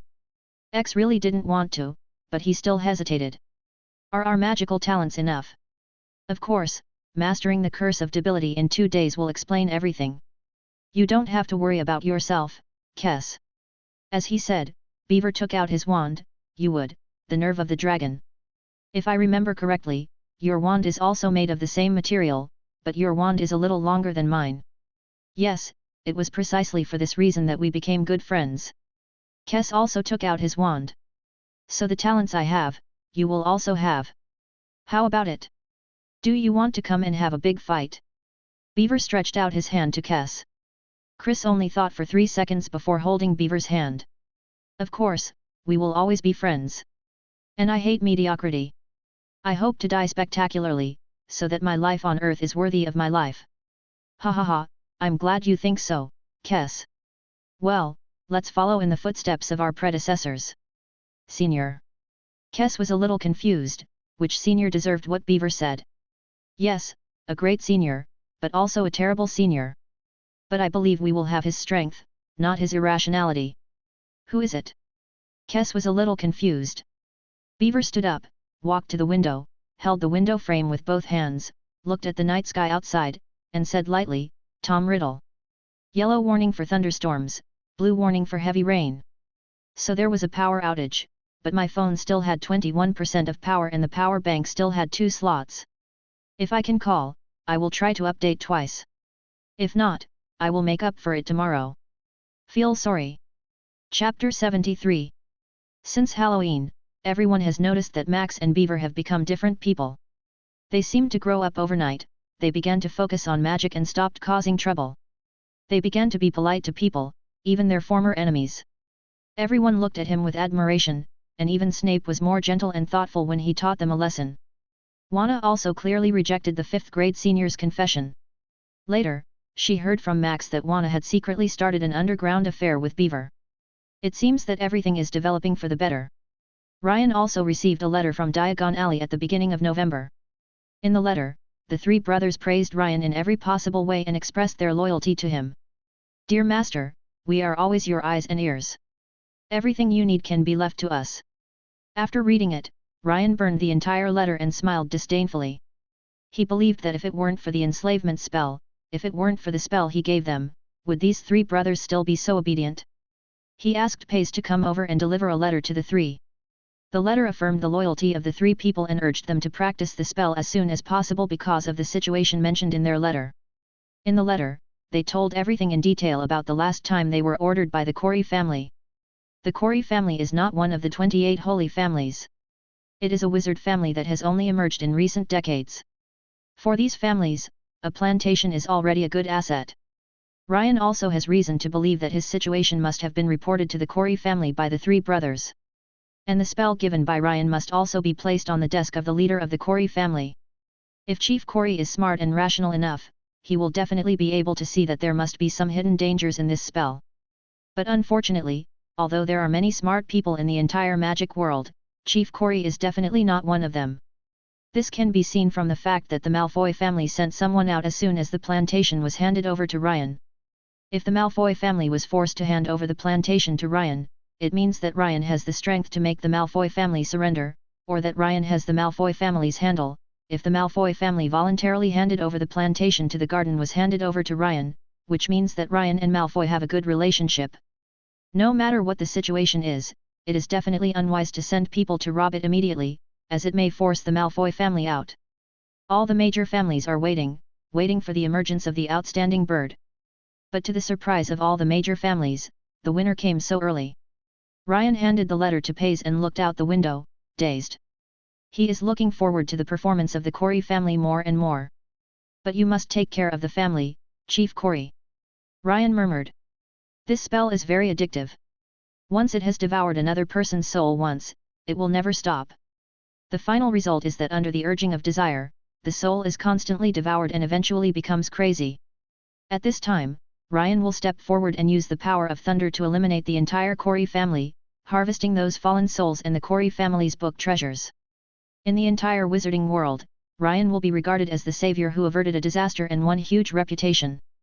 Hermione is also seizing every minute and every second to improve her strength. Ryan has already told her about the Deathly Hallows. At that time, Hermione's eyes widened, and her expression of disbelief really amused Ryan. After learning about this, Hermione became more and more obsessed with magic because the Resurrection Stone was real. The little girl also believes that there must be many wizards in the world who want to know the whereabouts of the Resurrection Stone. She was a little scared because she was the insider. But she has no regrets, because it was her own choice. All she can do now is work hard to improve herself and make herself worthy of this secret. So for a period of time, Hermione always had a straight face, much like Snape, which was a manifestation of occlumency operating to its extreme. However, the little girl later noticed after Ryan reminded her that running occlumency all the time seemed to mean that there was no silver in this place, and it became normal. At the same time, our savior, Mr. Harry Potter, is also training in Quidditch. He became more and more obsessed with the feeling of riding a broom chasing the golden snitch, the feeling of strong wind blowing by his face, and the feeling of everything in the world receding rapidly before his eyes. Because of Quidditch training, he had a lot of homework after school, so Ryan could always see Harry and Ron in the library on the eve of handing in their homework, constantly flipping through books. And without Hermione to check their homework, the quality of their homework after class would be much worse than the original work. Mr. Potter, and Mr. Weasley, I have always felt that there are no identical creatures in the world. I remember Mr. Ollivander said something similar when you were buying wands. But I think this theory may be true today. To be overturned, because I was surprised to find that you seem to have exactly the same brain. During Friday's potions class, Snape looked at Harry and Ron with a cold expression. The little wizards below all covered their mouths and laughed secretly, especially Malfoy. What a great discovery! Maybe you can become a new species in the magical world. Maybe the Ministry of Magic will set up a liaison office for you. Without waiting for either of them to answer, Snape continued. Hermione sighed and closed her eyes, knowing that the points would be deducted next. Gryffindor loses 5 points for this. Harry and Ron breathed a sigh of relief. It was good to be deducted 5 points. It was something they were used to. Everyone. Snape's mouth curled up, as if he was mocking Harry. I will also inform Professor McGonagall about this matter. I hope she can discipline you well. Harry and Ron suddenly felt like eggplants beaten by frost. Class now. Snape turned around and began to explain the knowledge of potions. Time slips away bit by bit, regardless of human will. It was a Saturday in November, and early in the morning, the whole restaurant was filled with little wizards. The freshmen looked at all this curiously. They had never seen so many little wizards gathered together so early in the morning. At the Gryffindor table, Ron kept putting food on Harry's plate, while Harry kept refusing. In the end, Harry ate something and then followed Wood to the pre-game preparation room. The little wizards also came to the auditorium and took their seats, quietly waiting for the game to start. Chapter 74. At around 8 o'clock in the morning, the teams from both sides began to enter the field. Each flew a circle in the air and performed some difficult moves in exchange for the cheers of the little wizards. As various actions progressed, the atmosphere at the scene was quickly aroused, and the little wizards kept clapping and cheering. Harry felt great riding on his broom, listening to the cheers in his ears. Since he was a child, he had never heard anyone cheering for him or singing for him. Welcome to the Hogwarts Quidditch House Cup. Today's game is Gryffindor. Lee Jordan waved his arm in the commentary box and pointed to the side where the Gryffindor team was. Many little lions also cheered. Fight, Slytherin! Lee Jordan also waved his arm to Slytherin's side, and the little wizards of Slytherin also burst into cheers that were no less than that of Gryffindor. Okay, now our Quidditch referee, Mrs. Hooch, comes in to read the rules of the game. Mrs. Huochi, wearing an easy-to-move robe, walked to the middle of the court. After announcing the rules of the game, Mrs. Huochi released the quaffle, bludger, and golden snitch, and the game officially began.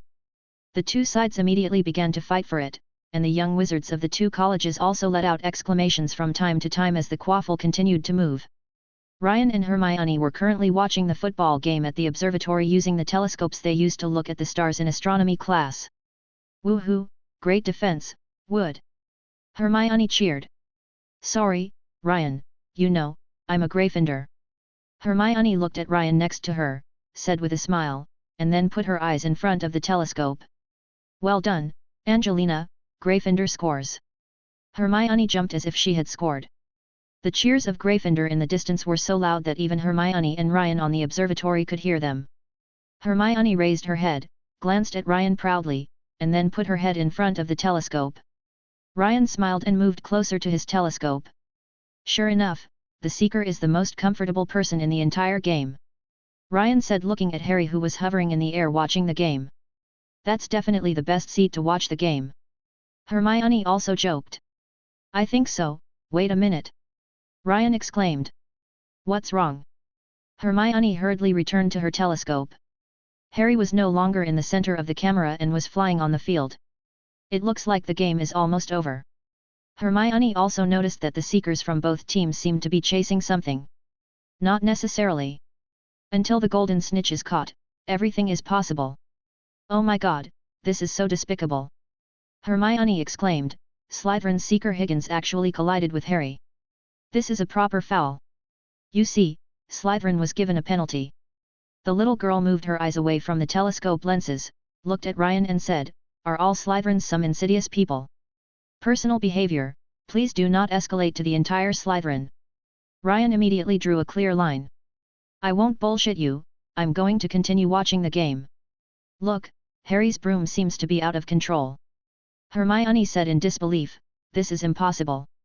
I heard others say that Harry's flying skills are not good. Everyone saw this in the flying class. It is simply impossible for this to happen. It's a curse. Someone is using a curse on Harry. The little girl quickly reacted. She turned the telescope and began to search the audience. She knew that if she wanted to continue to interfere with the broom's operation, she had to keep her eyes on the target and recite the spell continuously. Soon, she discovered her target. Professor Snape. Look, Professor Snape is talking to, wait, why is Professor Quirrell here too? From the perspective of the telescope, Snape and Quirrell were staring at the sky at the same time, mumbling something. For a moment, Hermione fell into a daze. Ryan, what do you think? Hermione asked eagerly. Just now, she noticed that Harry seemed to be unable to hold on. Defuse the bomb. What? One of the red and blue threads must be cut. Let's take a gamble. Whether Harry lives or dies depends on it. Ryan took out his wand and said. What do you mean? Hermione couldn't turn her head around for a moment. We randomly disrupt a professor's spell casting. If Harry is fine, then that professor is the one who cast the curse on Harry, and Harry is naturally saved. If not, then the other professor wants to kill Harry. If you are a profitable person, then the poor savior may have an unforgettable experience. Ryan spread his hands and said. But Professor Dumbledore is still in the stands, and there are so many professors here, don't worry. Ryan comforted. Let me see which thread to cut. Ignoring Hermione, Ryan turned his head and looked at the court, constantly choosing. Of course, this was for little girls, and Ryan, who knew the answer, didn't have to answer this multiple choice question at all.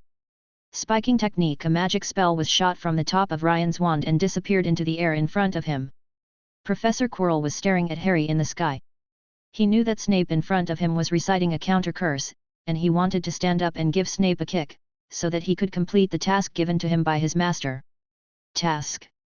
But alas, he couldn't do it.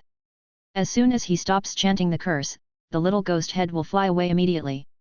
And according to the current situation, Harry wouldn't be able to hold on much longer. Snape was also cursing in his mind at this moment. Was Quirrell crazy?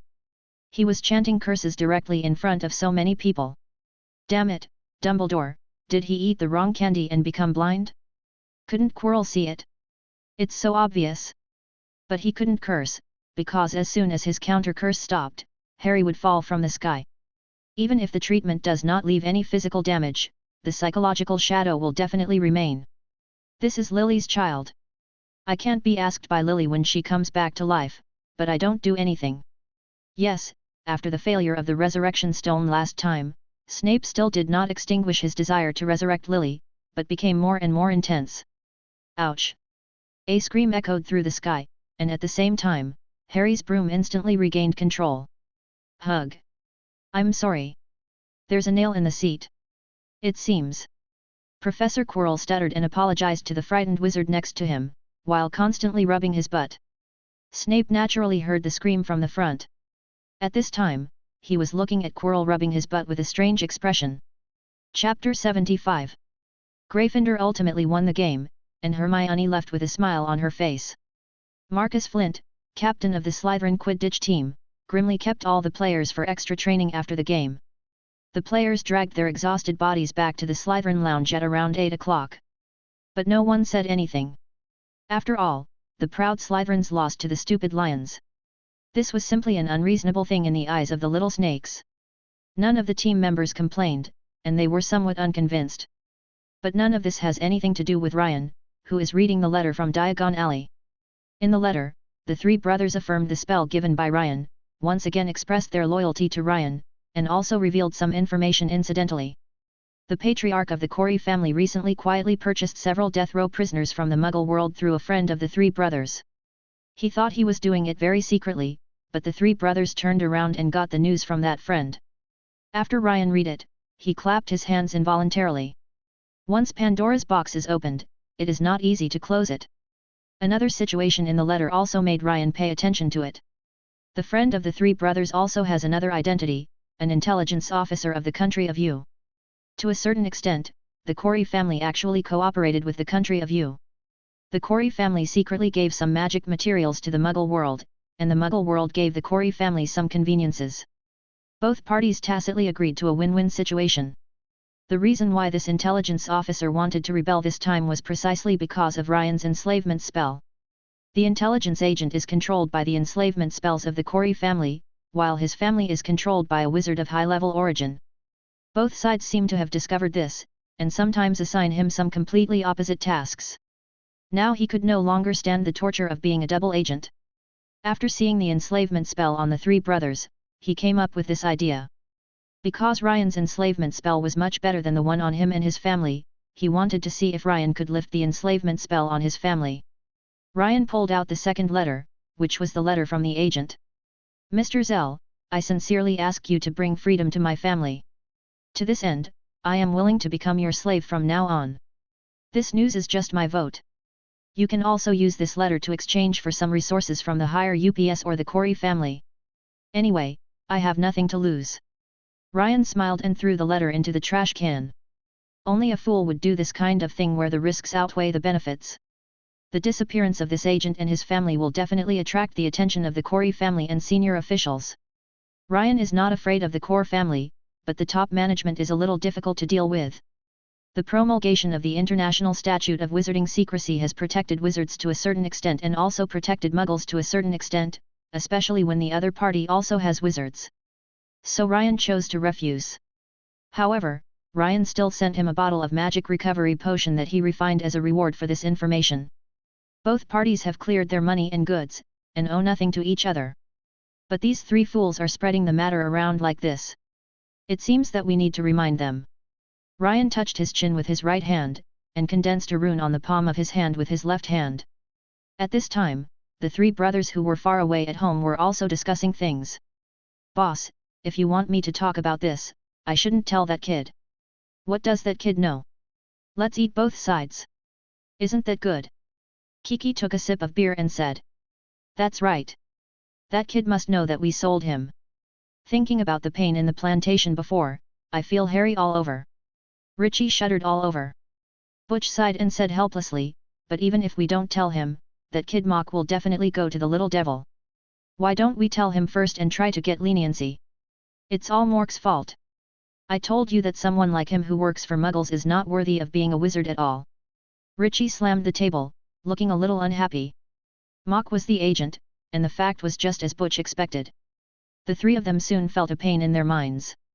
As time went by, the pain became stronger and stronger, and in the end the three of them could only roll on the ground and moan. As time passed, the moans of the three people became smaller and smaller. At this moment, the pain in their minds suddenly disappeared. The three of them lay on the ground for about 20 minutes before getting up shakily. Seeing his brother's face pale and his hair stuck to his scalp with sweat, Butch smiled to himself. "Old boss, why are you laughing?" Richie also smiled and said weakly. "I laugh that we survived." This pain was Ryan's punishment for them, and it also proved that Ryan had no intention of continuing to pursue the case. "I don't know if the master has agreed to Mock's request." Butch sighed with emotion. "Boss, why did you start calling that kid master?" Kiki also came over. "What happened this time shows that he does control our life and death, and we have not found a way to remove this spell so far.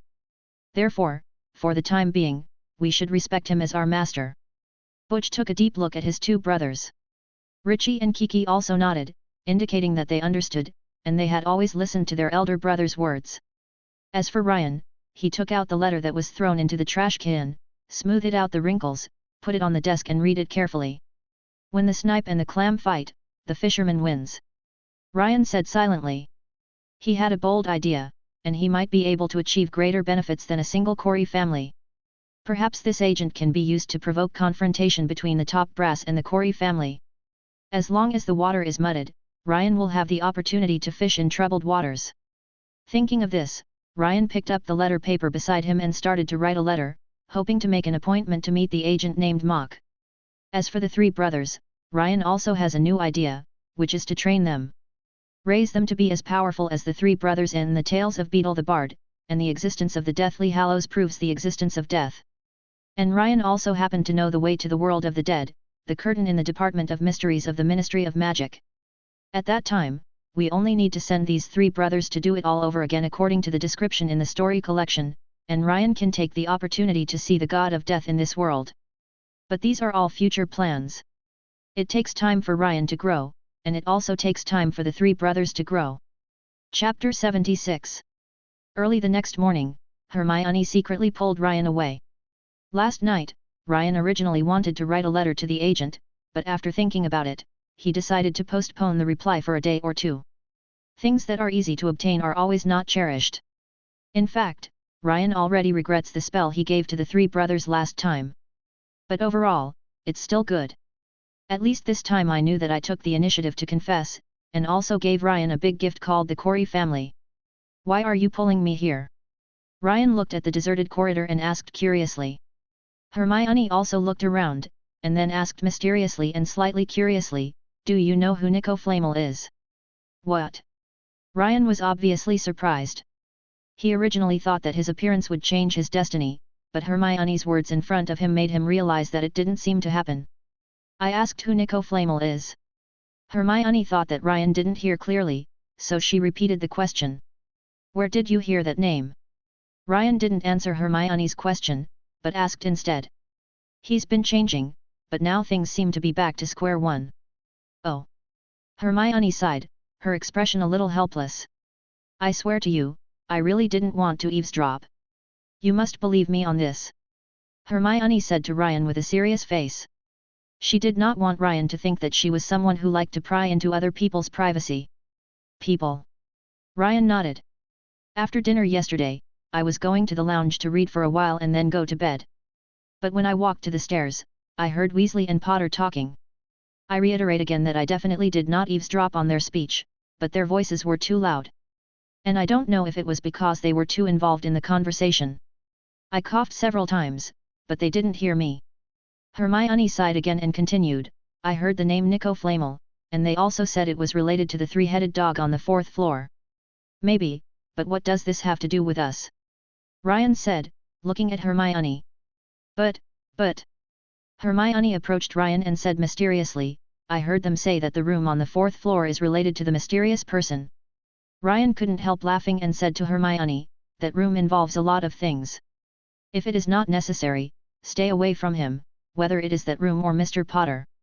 Okay, don't think about it too much. Ryan stretched and then gave Hermione a gentleman's salute, this beautiful lady, may I have the honor to invite you to have breakfast? Hermione raised her head, exposing her smooth neck. Of course. He said, putting his hand on Ryan's outstretched hand, so what should we eat? Beautiful lady, is there any other place to eat in Hogwarts besides the restaurant? This is not sincere at all. Hermione pursed her lips and said with a slight displeasure. After all, Principal Dumbledore will not allow young wizards to light fires privately. Ryan said casually. The two of them walked to the restaurant together. Although the little wizards along the way occasionally turned their heads to look at them, they were not as surprised as they were at first. In other words, the little wizards have slowly begun to accept the existence of Ryan and Hermione. After all, even the little wizards from their respective colleges didn't say anything, so what else could others say? I still feel like I've seen this name somewhere, but suddenly I can't remember it. Hermione frowned, looking like she was thinking hard. Don't worry, think about it carefully. Obviously this is a name you only saw after you came into contact with magic. After all, something that can appear in Hogwarts and allow Principal Dumbledore to set up a restricted area must be extraordinary. Do you know something? Hermione looked at Ryan suspiciously. Ahem. I do know a little bit, but to put it bluntly, it doesn't mean much. It's the story of a king training a brave man to fight the dragon. Ryan shrugged and summarized the meaning briefly. Hermione said nothing, still wondering where she had heard or seen that name. It wasn't until noon that Hermione came rushing over. I finally remembered where I saw that name. At this time, Ryan was discussing some topics about black magic and curse resolving with Kes. After hearing Hermione's words, he couldn't help but pause. Kes showed a mysterious smile, then cast a silent spell on himself and left quietly. Hermione didn't realize that Chris had left, and now she just wanted to share the news with Ryan. She walked over to Ryan. I stupidly flipped through the great wizards of the 20th century all morning to look for a person from the 14th century. Oh my god, how could I be so stupid? The little girl looked a little happy and kept talking. It wasn't until the Paddle sisters were eating chocolate frogs that I noticed this on Professor Dumbledore's card. Hermione came over mysteriously, you would never guess what earth-shattering this Mr. Flamel has done. Big things. The Philosopher's Stone, also known as the Philosopher's Stone. Ryan said calmly. You really know it. Hermione pinched Ryan and said angrily. Hiss. Ryan rubbed the pinched area, Nicholas Flamel, also called Nicholas Flamel. This is the difference between English and French pronunciation. It is said that he was born in 1330 and died in 1382. The red magic stone was refined at 5 p.m. on April 5, 2017, and he finally died in 1417. But what is strange is that when the tomb robbers dug up the tomb of the Flamel couple, they found nothing in the tomb. So they are still alive, which means that what is in the room on the 4th floor is... Oh my god! Hermione covered her mouth, her eyes widening. Magic is balanced, Hermione, I told you this. Whatever you gain, you must lose. The price of extended life is magic power, but Mr. Flamel paid for this magic power through the Philosopher's Stone. Everything has its limits, and so does the Philosopher's Stone. The lifespan of more than 1,200 years has drained this Philosopher's Stone. So don't have any thoughts of peeking at the Philosopher's Stone. There are countless pairs of eyes staring at this stone now. Even if it is a stone that is about to become waste. So what is Professor Dumbledore doing here? To attract mysterious people? But, there are so many little wizards in the school. Hermione stood up anxiously and walked around twice. Chapter 77. Be patient, Hermione, why are you so sure that Dumbledore is waiting for the mysterious man? Ryan was a little surprised, because Hermione's expression seemed to be sure that Voldemort must be in Hogwarts. This is my inference, but there is a high probability that it is true. On the Quidditch field, Professor Chino recited a curse at Potter, trying to knock Potter off his broom, and Professor Snape, but he is reciting the curse. This shows that Professor Chino and Professor Snape are actually people from two opposing camps. Professor Snape is obviously trusted by Professor Dumbledore, so Professor Chino is very likely to be the lackey of the mysterious man. And everything about Professor Chino is very abnormal. The purple scarf he always wears, no matter how hot the weather is, he doesn't even take it off, as if he's hiding something. The smell of garlic on his body is more like he's trying to hide something. Hermione told all her guesses in detail. There may be some truth to it, but Hermione, this is dangerous. I know there is danger and I will not go, but I am worried about what to do if the Dark Lord is really in Hogwarts. Don't worry, Professor Dumbledore is still here at Hogwarts. It is precisely because Professor Dumbledore has confidence in his own strength that he allows something like the Sorcerer's Stone, which everyone is watching, to be placed in Hogwarts. What's? And there's still something about Hogwarts that has stood for so many years. On the surface, Ryan was comforting Hermione, but in fact, he didn't believe what he said. If this world is the same as the original work, Dumbledore cannot guarantee the safety of the little wizard at all, and Hogwarts is far from that safe. Because you can't hope that a low-probability event like seeing a basilisk through something will happen to you, and Ryan believes that the basilisk's first target is definitely him. Hermione nodded. Dumbledore's presence gave the little girl a lot of confidence. Okay, Hermione, don't worry so much. Why don't you think about happy things, such as, how will you spend Christmas? Ryan didn't want to continue this topic, and it was better not to talk to Hermione about some things. It's only late November, why are you already thinking about Christmas? Hermione held her forehead and sighed. A good student like Hermione would never understand the temptation students feel towards vacation. You have to have a plan for your vacation. I may be spending Christmas with my grandparents, but to be honest, I'm wondering how on earth I'm going to explain to them that I'm not going to Waddingham School and not be able to reveal a single bit of information about Hogwarts. Ugh, this is a headache. Hermione said and scratched her hair, looking indeed in pain. Perhaps your parents have already thought of a solution. I bet not, Hermione said with a smile. This is what you should consider, Hermione. You can show my kindness at this time.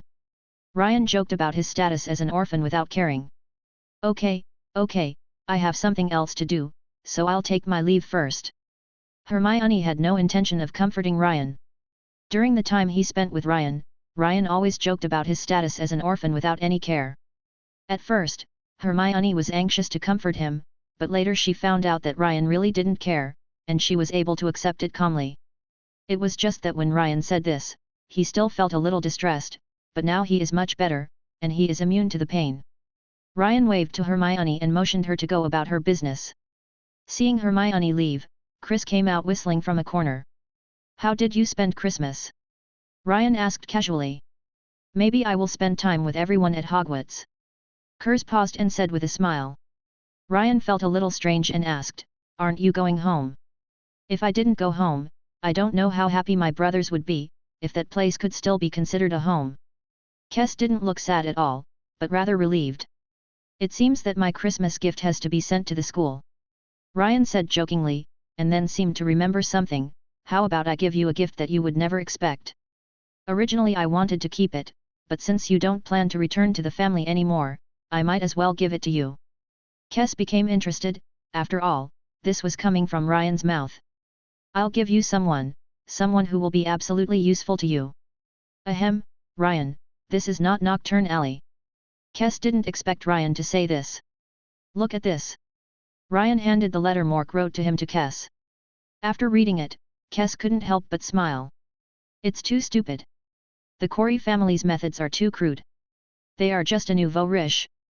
Kes shook his head. This gift is good. If used properly, it might be able to establish a connection with Muggles, which is very beneficial to us. I want this guy. A nouveau riche is a nouveau riche, and the control spells he uses are so low-end. But I have to agree, I have arrangements for the Corey family, and you are not allowed to rob them from me. Okay, it's all yours. Kes stood up, holding the letter and waving his hand. He needs to go back and plan this matter carefully in order to obtain the maximum benefit, which is related to his future. Pays now flew to the table and pecked Ryan's fingers. There was a small brass ring on its right paw, which was made by Ryan for it. The raw materials were one of several bronze rings taken from filch and magic crystal powder. Ryan cast a traceless stretching spell, a positioning spell, a protective spell and a water ball spell on it. Ryan picked up the letter and wrote a letter to the three brothers. The letter first warned the three brothers about betraying themselves, then confirmed the three brothers' reports about Mock, and finally confirmed their intention to meet him at Christmas.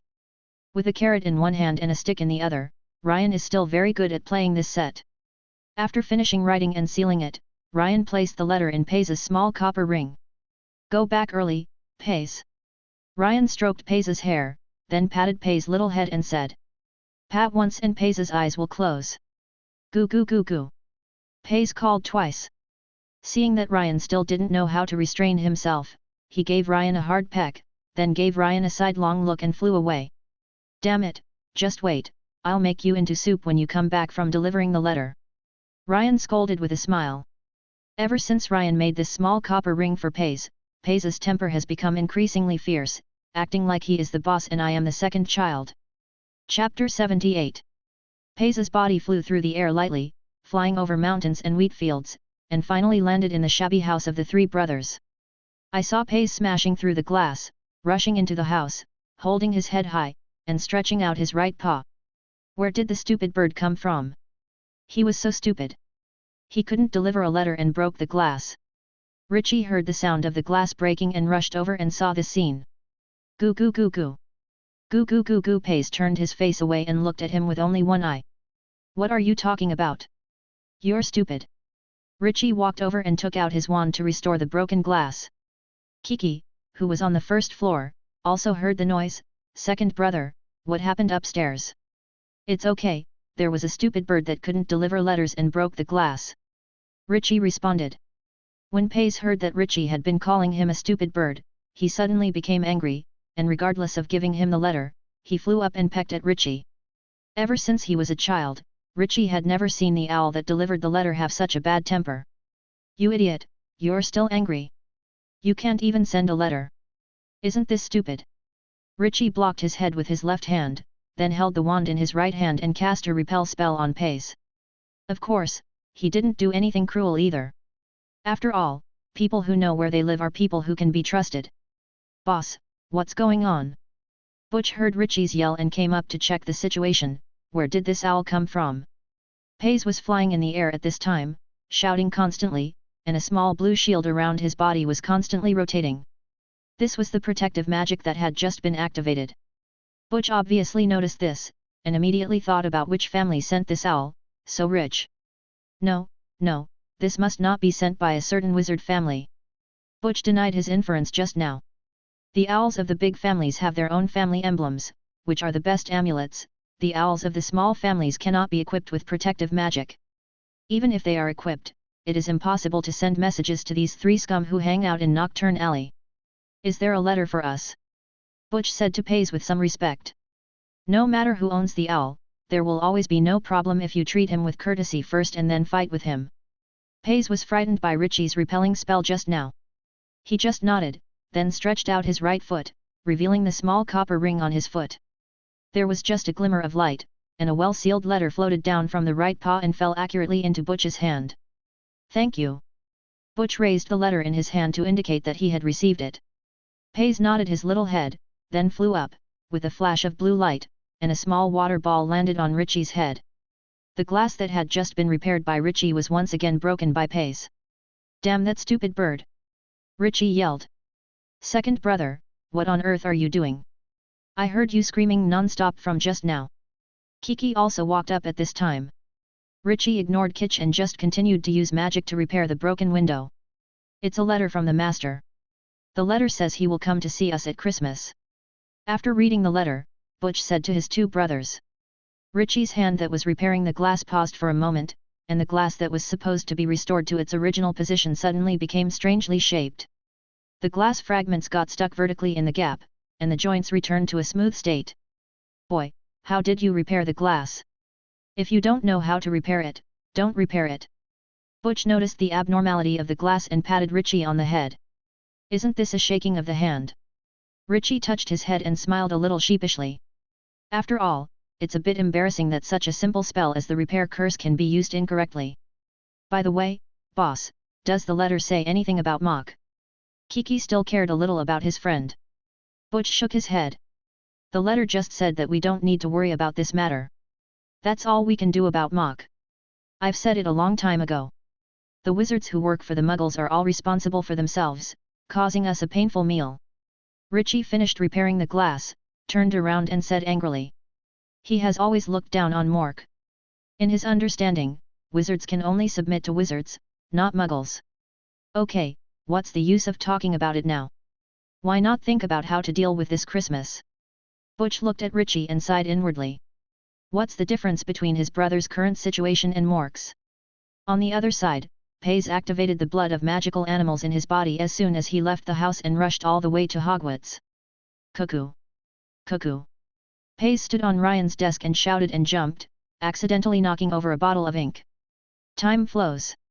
A green halo of light lit up on Ryan's left wrist. The ink still flowing on the table began to flow back, and the ink stains on the paper also faded little by little. Finally, all the ink returned to the ink bottle, and the ink bottle stood up instantly from falling down with a clang. Goo goo! Pays stood aside, his left paw holding the hanger where Ryan hung his clothes. His right paw wanted to put it down but did not dare to put it down. He tilted his head and looked at Ryan with a horrified expression.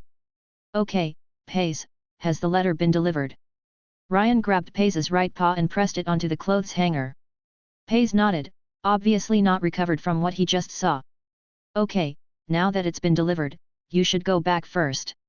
Ryan paused, then took out a bag of owl nuts from under the table and put it into Pays's small copper ring.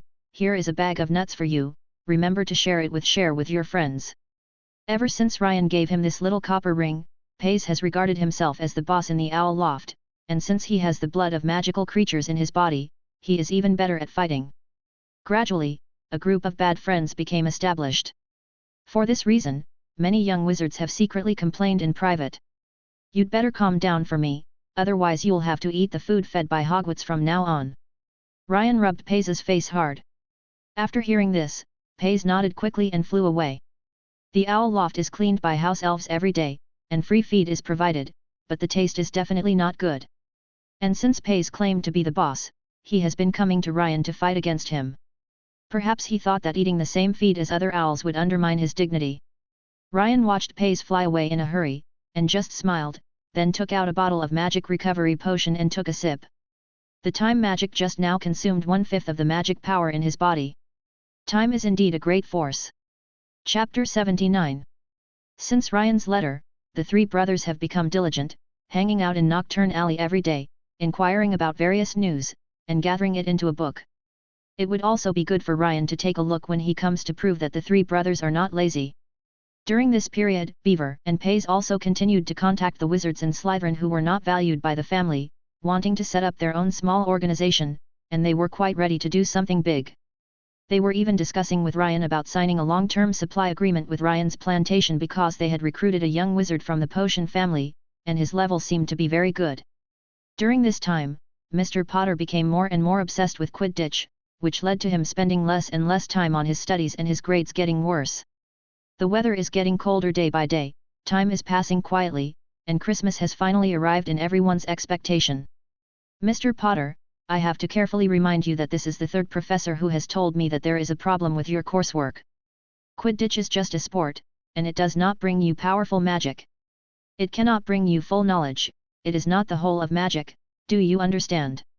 Professor McGonagall looked at the seeker in front of her who she had single-handedly recruited into the Gryffindor Quidditch house team, and couldn't help but feel filled with emotion. Professor McGonagall was certainly very happy that Gryffindor had such an outstanding seeker. But if this was at the expense of a young wizard's performance, Professor McGonagall would rather not have made this decision.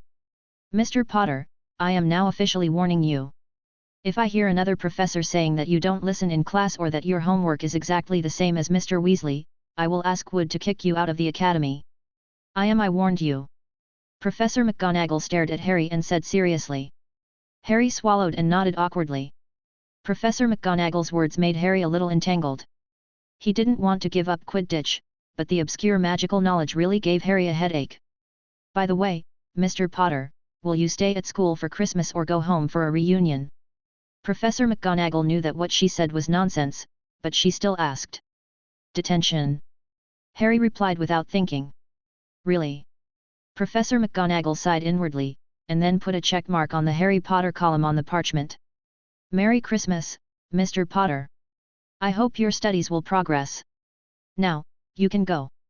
Upon hearing this, Harry walked step by step, as if he was carrying a heavy stone on his back. His mind was racing at this time, how he could improve his performance without falling behind in Quidditch training. Also, Mr. Potter, call Mr. Weasley over. Professor McGonagall sighed again. Harry at least has an advantage in Quidditch. If not, he can play for the national team when the time comes, but this Mr. Weasley is a real headache. Harry turned around and nodded. However, there seemed to be something wrong with the way Harry called Ron. In short, he let Percy know about it. And the consequence is... Oh my god, my mother wrote a letter saying that if I get a P in my final exam, I will be dead. Ron held his head in distress and lay on the Gryffindor table. It's all the fault of that stupid guy Percy. He is the most annoying person in the whole family. He always snitches to Mum, Ron said furtively, next to Harry. Harry listened, always envious whenever Ron complained about his family. Did you buy a ticket for tomorrow? Hermione asked Ryan in a low voice while flipping through the book in her hand in the library. No, isn't the purpose of apparition just for traveling? Ryan responded casually. Hermione was a little angry after hearing this. What does this mean? Don't you feel comfortable riding the train with me? Is it happier to be operating than to be with me? The most intuitive manifestation is that Hermione fell silent and stopped talking. Ryan didn't feel much yet and was looking at the book in his hand. This is a travel diary, which happens to also mention the ruins shown in the ruins drawing that Ryan obtained from Filch's office. The whole body is protected by the Chlor encryption spell. This is a spell invented 100 years ago, which means that this ruins should have been built within 100 years. But what is puzzling is that I have never heard I have said that someone has built such a huge ruin within the past 100 years, and the surrounding environment does not look like it is worthy of 100 years at all. Let's go. Ryan closed the book and tucked it under his arm, preparing to check in for loan later. Hermione didn't seem to hear it and looked at the book in her hand seriously. What's wrong? Ryan approached, but Hermione slapped him away. Ryan felt strange, but he still didn't turn around and leave. Instead, he sat down and continued reading the book. He felt more and more strange about this ruins. Hey! Hermione snorted from the side. So what happened? At least give me a chance to explain, right? Ryan said to Hermione with a smile. Are you going out to do something again for Christmas? Although she was angry at first, after she calmed down, Hermione immediately understood a lot of things. The reason why Ryan didn't take the train must be that he disapparated directly after leaving school. Yes, after all, I don't have a family, so why not take advantage of this Christmas to go out and see the world? Ryan has already figured out Hermione's character. As long as she mentions her status as an orphan, Hermione will definitely soften her heart. As expected, kind-hearted Hermione relented. But, isn't it a bit unsafe for you to be alone? I'm a wizard, Hermione, and there's no trace in my wand. Ryan smiled. Just kidding, who's going to catch his attention? I guess there isn't enough business in Diagon Alley. Hermione nodded worriedly, said nothing more, and silently began to pack away the stationery placed on the table. What should I do with the Christmas gifts then? Hermione asked suddenly after leaving the library. I'll let Pace find you. You can ask him to bring him here. The little girl nodded without saying a word. Outside the castle, heavy snow was flying, and the whole world was shrouded in white. Countless little wizards were running in the corridors, and laughter filled the castle. Everyone was cheering for the upcoming Christmas. It's strange that wizards who believe in Merlin are celebrating the birth of Jesus. Maybe because there will be a holiday for Christmas? Ryan was standing at the stairs waiting for Hermione. The little girl was packing her things in the dormitory. Chapter 80. Soon, Hermione came down carrying a suitcase. Let's go, the train is about to leave. Ryan took Hermione's box and said to Hermione. Have you brought anything to eat? Ryan asked thoughtfully. Just like when we came, it still takes half a day to go back, so it is necessary to bring something to eat. I packed a sandwich in the morning to fill my stomach on the way. After all, I will have a big meal when I go back in the evening. Hermione was bouncing up and down the stairs, looking very happy. The two of them walked slowly downstairs, surrounded by little wizards wearing coats and scarves, carrying suitcases in their hands. There was a lot of snow outside, and the snow on the ground was very thick, but the road leading to the train station felt unexpected. This is Professor Flitwick's masterpiece. He arranged this magic in the morning. A young wizard wearing a blue scarf said with his head held high. After all, Professor Flitwick is a master of spells. The young wizard continued. Everyone sighed and then embarked on their way home. Snowflakes that fall on this path will disappear instantly. Even if there is heavy snow falling around, this path will still remain dry. Ryan sent Hermione to the train and waited until the train was about to leave before leaving. 2. A whistle sounded and the train started slowly. The little girl stuck her head out of the window and waved to Ryan. Be careful if you catch a cold. I'll ask Pace to find you later. Yet. Hermione nodded and closed the window. Ryan stood there, watching the train slowly walk away, and then his figure disappeared on the train platform in an instant.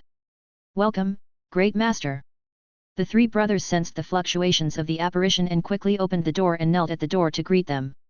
I'm glad to see you, both for your stupidity and for your cleverness.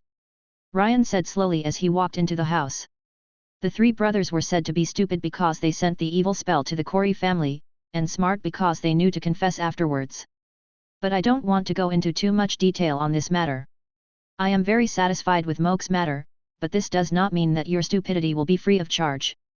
The charm in Ryan's hand lit up, and the three brothers instantly rolled on the ground in pain. But Ryan just wanted a small punishment this time, so he lifted the spell after half a minute. After the spell was lifted, the three brothers lay tremblingly on the ground, not daring to say a word. Stupidity is punished, so intelligence is naturally rewarded. Ryan looked at the three brothers in front of him.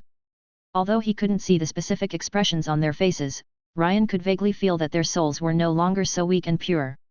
I think you should have tried that spell. How did it taste? Ryan asked with a smile. Powerful. Butch lay on the ground and spit out one word. Then you should have felt its side effects. Yes. Butch still spoke concisely. This is your reward. A silver light penetrated from Ryan's hand into the heads of the three brothers. The three of them felt a chill in their heads, and the violent murderous intention and manic desire to devour them disappeared in an instant. Thank you, Master. The three of them kowtowed together. Although this spell was gifted by Ryan, Ryan did not force them to practice it. Everything was the result of their own free will. Moreover, their lives and fortunes were all in Ryan's hands at this time. Even if Ryan didn't help relieve the side effects, it would be natural. Therefore, what the three of them said was sincere. I know you're smart people, so you should know what to do. I know, in fact, apart from us, the Corey family also has other spies in Nocturne Alley. Richie said first. And in addition to inquiring about information for the Corey family, we also have contact with the Brick family. Kiki also added on the side. Butch looked around at his two brothers and sighed in his heart, but he said quickly, besides, we also helped the Bost family find something. The Bost family, one of the 28 sacred families. Ryan didn't speak, just looked at Butch curiously. We don't know what it is specifically, and the Bost family didn't tell us, but they look very anxious. Butch said in detail, I just heard that it is a treasure related to inheritance, but is there any news about what it is specifically? However, I did hear rumors that a wizard stole it from the Bost family. Some people say that there is a rebellion among the Bosid family, but there are different opinions. Ryan nodded and continued to look at the three brothers kneeling on the ground. He believed that these three brothers must know a lot of things since they have been in Nocturne Alley for so many years. The three brothers saw that Ryan had no intention of getting up, so they had no choice but to continue talking about the information collected these days. After listening to it for about 2 hours, Ryan felt that he had gained a lot of knowledge. Although the magical world is not big, perhaps because of the extraordinary power he has mastered, some things are more interesting than the Muggle world. I see your sincerity, so I hope what happened before will not happen again, otherwise, hee. Ryan sneered twice, then stood up and left directly. The three brothers slowly walked away as they listened to Ryan's footsteps. Finally, when they heard the door closing, They all breathed a sigh of relief. The boss is smart and knows to do his homework in advance, otherwise today will be miserable. Richie said naively. He stood up from the ground tremblingly, but his legs were already numb, so he accidentally fell down, knocking down Butch and Ketchy.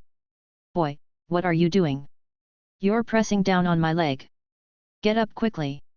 Kiki kept wailing, it's numbing me to death. My legs are also numb and I can't get up.